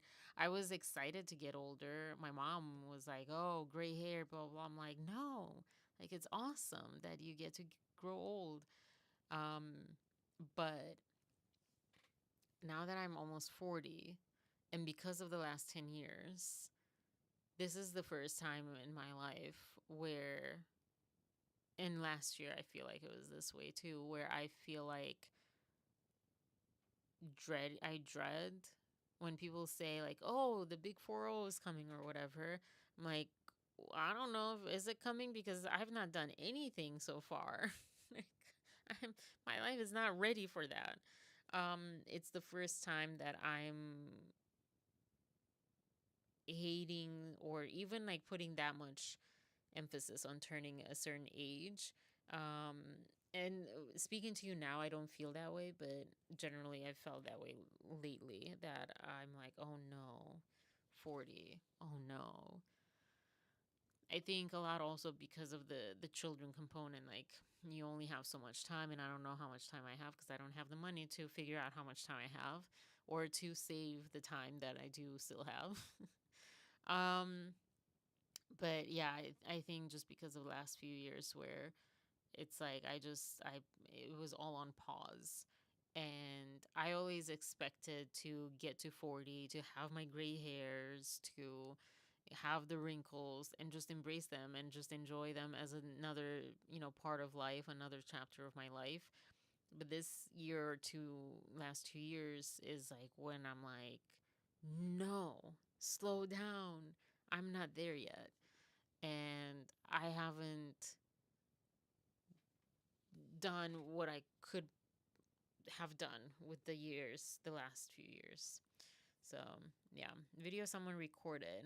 I did. We were a big family, and to me, it was stressful at that time. Oh, yeah. Yeah. Were you like the oldest? Did you feel like you had like a lot of responsibility?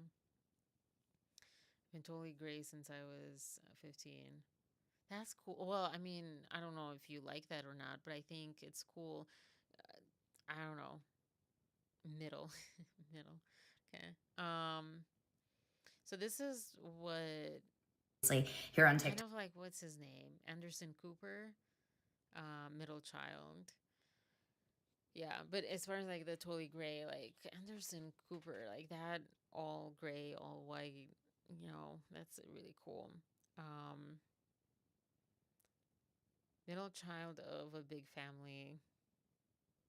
Well, anywhere in a big family except the youngest. I feel like the youngest is, if you have a big family or anyone past like two people, like, you should try to be the youngest. Not that we control anything. Yeah, but yeah, I do now, not when I was young. Yeah, I can imagine at 15, I can imagine that being not fun. I don't know if the people that surrounded you, the kids that surrounded you, but even just like, whoa, what is this? So, yeah. TikTok, it also got some pretty scathing reviews. So what I'm about to tell you may have some spoilers to it, even though I have no idea what's going on. Justin Baldoni will sue Blake Lively. I can't remember, and said Justin Baldoni will sue Blake Lively into oblivion. Well, Emily, Blake Lively's character in this movie, says, I'll sue you into oblivion. Actually says that in this movie. Lively's character, if he is innocent, doesn't it matter now? And Blake Lively's character, Emily, shrugs and smirks as if to reply that the loss of an innocent man's reputation was collateral damage. So that's what I thought you were saying, because that was Anna's character's line that said, if he's innocent, shouldn't it matter? And then Blake's character is like shrugging and smiling. That wasn't a shrug and smile. It was a shrug though. So yeah, I'm curious about that now, the Easter egg, if it's not that. Um, oh, that's the part. Okay, all right, yeah, yeah.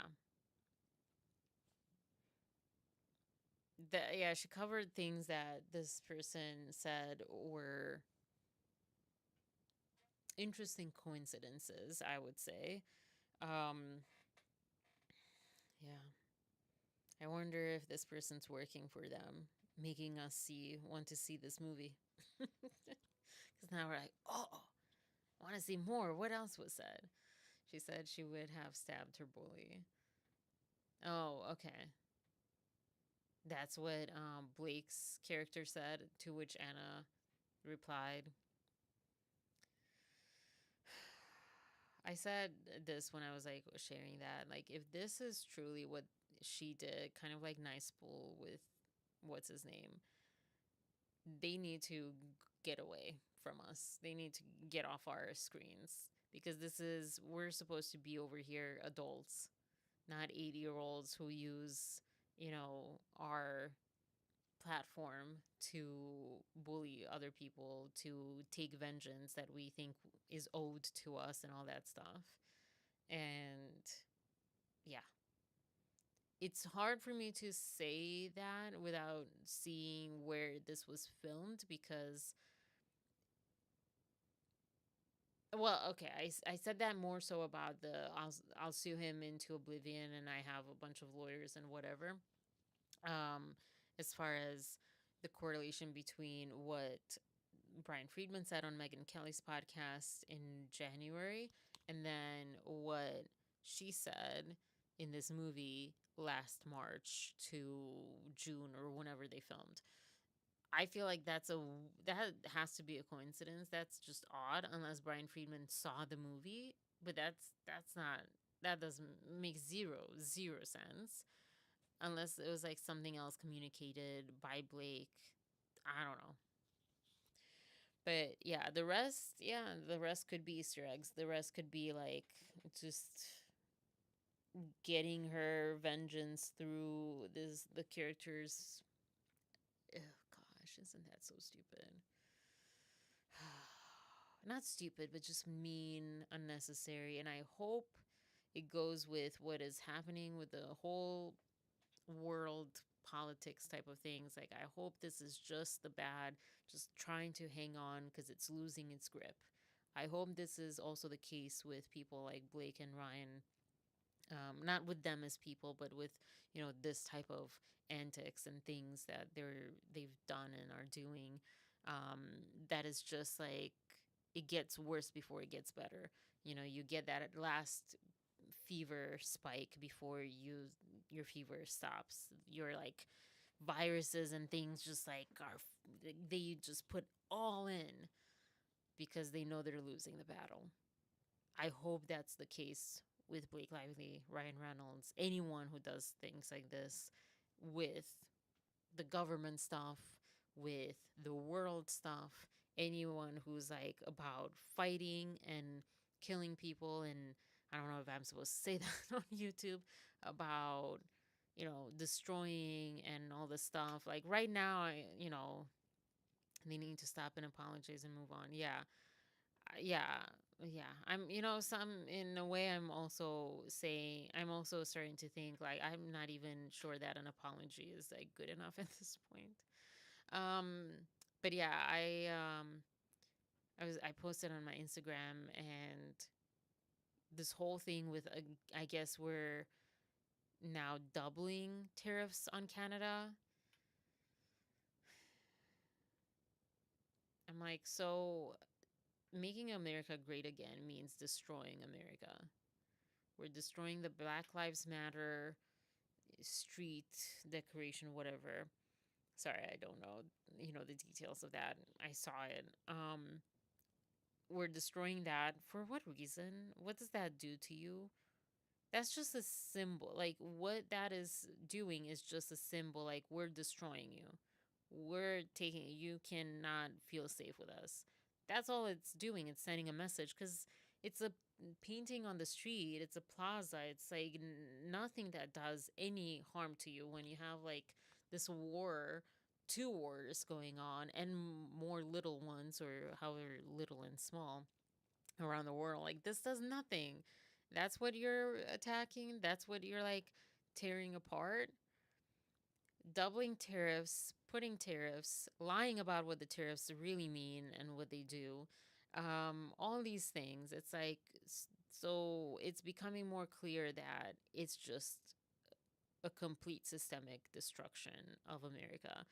And I don't understand why. And I don't know that's the intent. It seems that way, but it might not be the intent. It might just come from ignorance and not knowing how things are affected once you're putting things into motion to a certain degree. Again, the Black Lives Matter thing, I think that's very clear, a message intent behind it. Um, but yeah, so imagine they cut the power with Trump like that.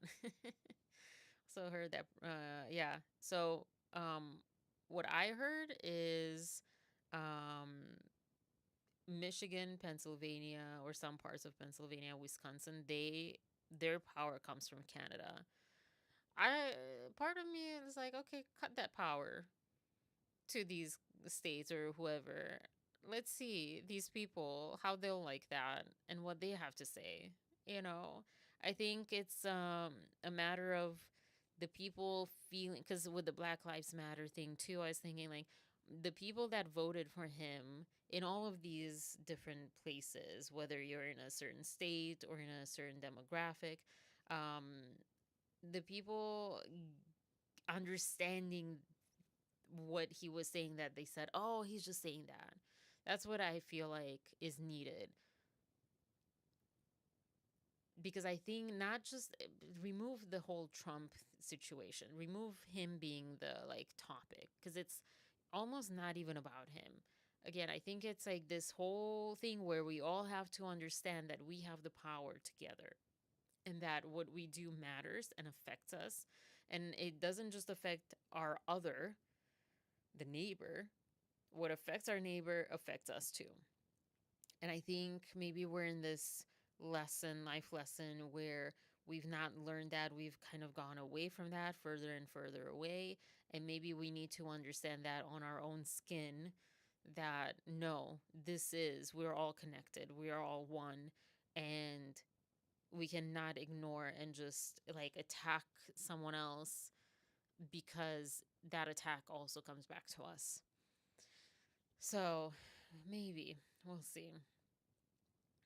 Yeah, didn't know about Canada Power, Maria. What's so special about Baldoni? Yeah, yeah. Well, I mean, I think if that quote is true, is like, destroying an innocent man. She's like, oh well, just collateral damage. Not what she said, but what was implied. Um, just the wrong place at the wrong time, or maybe because he was, and I hate to even say this, but maybe because he was that good, that that bad felt too attacked by. When someone is like really good, if someone's like having really strong issues and they want to do bad things, when you're middle of the road, it's like, oh, that's inconvenient. But when you're really good, it really gets under their skin.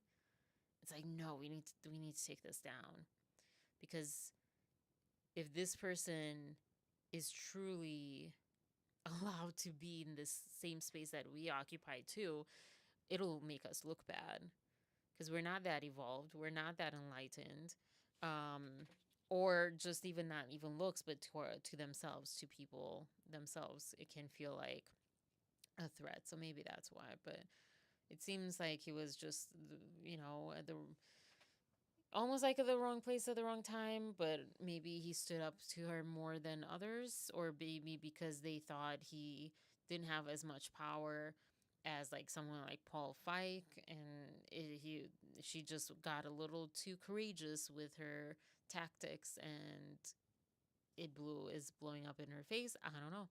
Very curious. I'm very glad to have taken somewhat of a break. I like, besides talking about these little anecdotes, but as far as news and things, it's nice to not have heard something from them for like 24 hours. um, Nice little break before the storm, another storm. So yeah, I'm going to end there. Good, what, 2 hours or so? I appreciate it. That was a fun discussion. I know you guys were so lost. You're like, what is going on? I was kind of lost in some things. I'm like, I can't, I don't have authority to speak on this. I have no idea. P was on it. P knows so much about the royal family and things, or, that world. So that was like cool to see. But yeah, I enjoyed that. And yeah, it was nice. Did something different today, made it feel more fresh to me, at least. Like, oh, okay. Before coming on, I was just so tired. tired. I'm going to go straight and fall straight to sleep, honestly. But yeah, I was so tired. So I was like, I don't feel like doing this. I don't feel like doing this. But I've canceled a few times because I was tired or just drained or exhausted. I'm like, no, I think I'm okay. I don't think I'm that bad. So I'll just do it. So I'm glad that I did it. Thank you again for being here. I agree, I was lost, but it was interesting and the chat was bomb. I'm glad. Yeah. Yeah. I was just in it, So I was like, I need to stay above water. That's all. Um, but yeah, so much. I'm now going to do some more digging maybe on this. I'm curious about all this stuff. But yeah, thank you. Thank you for being here. Thank you for chatting. Thank you for, staying in the bushes, as P likes to say, in today's chat because it was just a lot. um, and have a wonderful night. And I'll see you guys Friday. Yeah, because now I have 2 classes at night. So yeah, stream when you want. Please don't stress. I try. It's a work in progress. But this also is so nice. It makes me feel so good too. So it's like also fighting with myself sometimes. But yeah, peace, love, and compassion, and knowledge. I think we all could benefit from constantly like learning because we just don't know so much. I want to pick up Korean. I think again. I don't know. Anyways, bye. Peace, love, and compassion.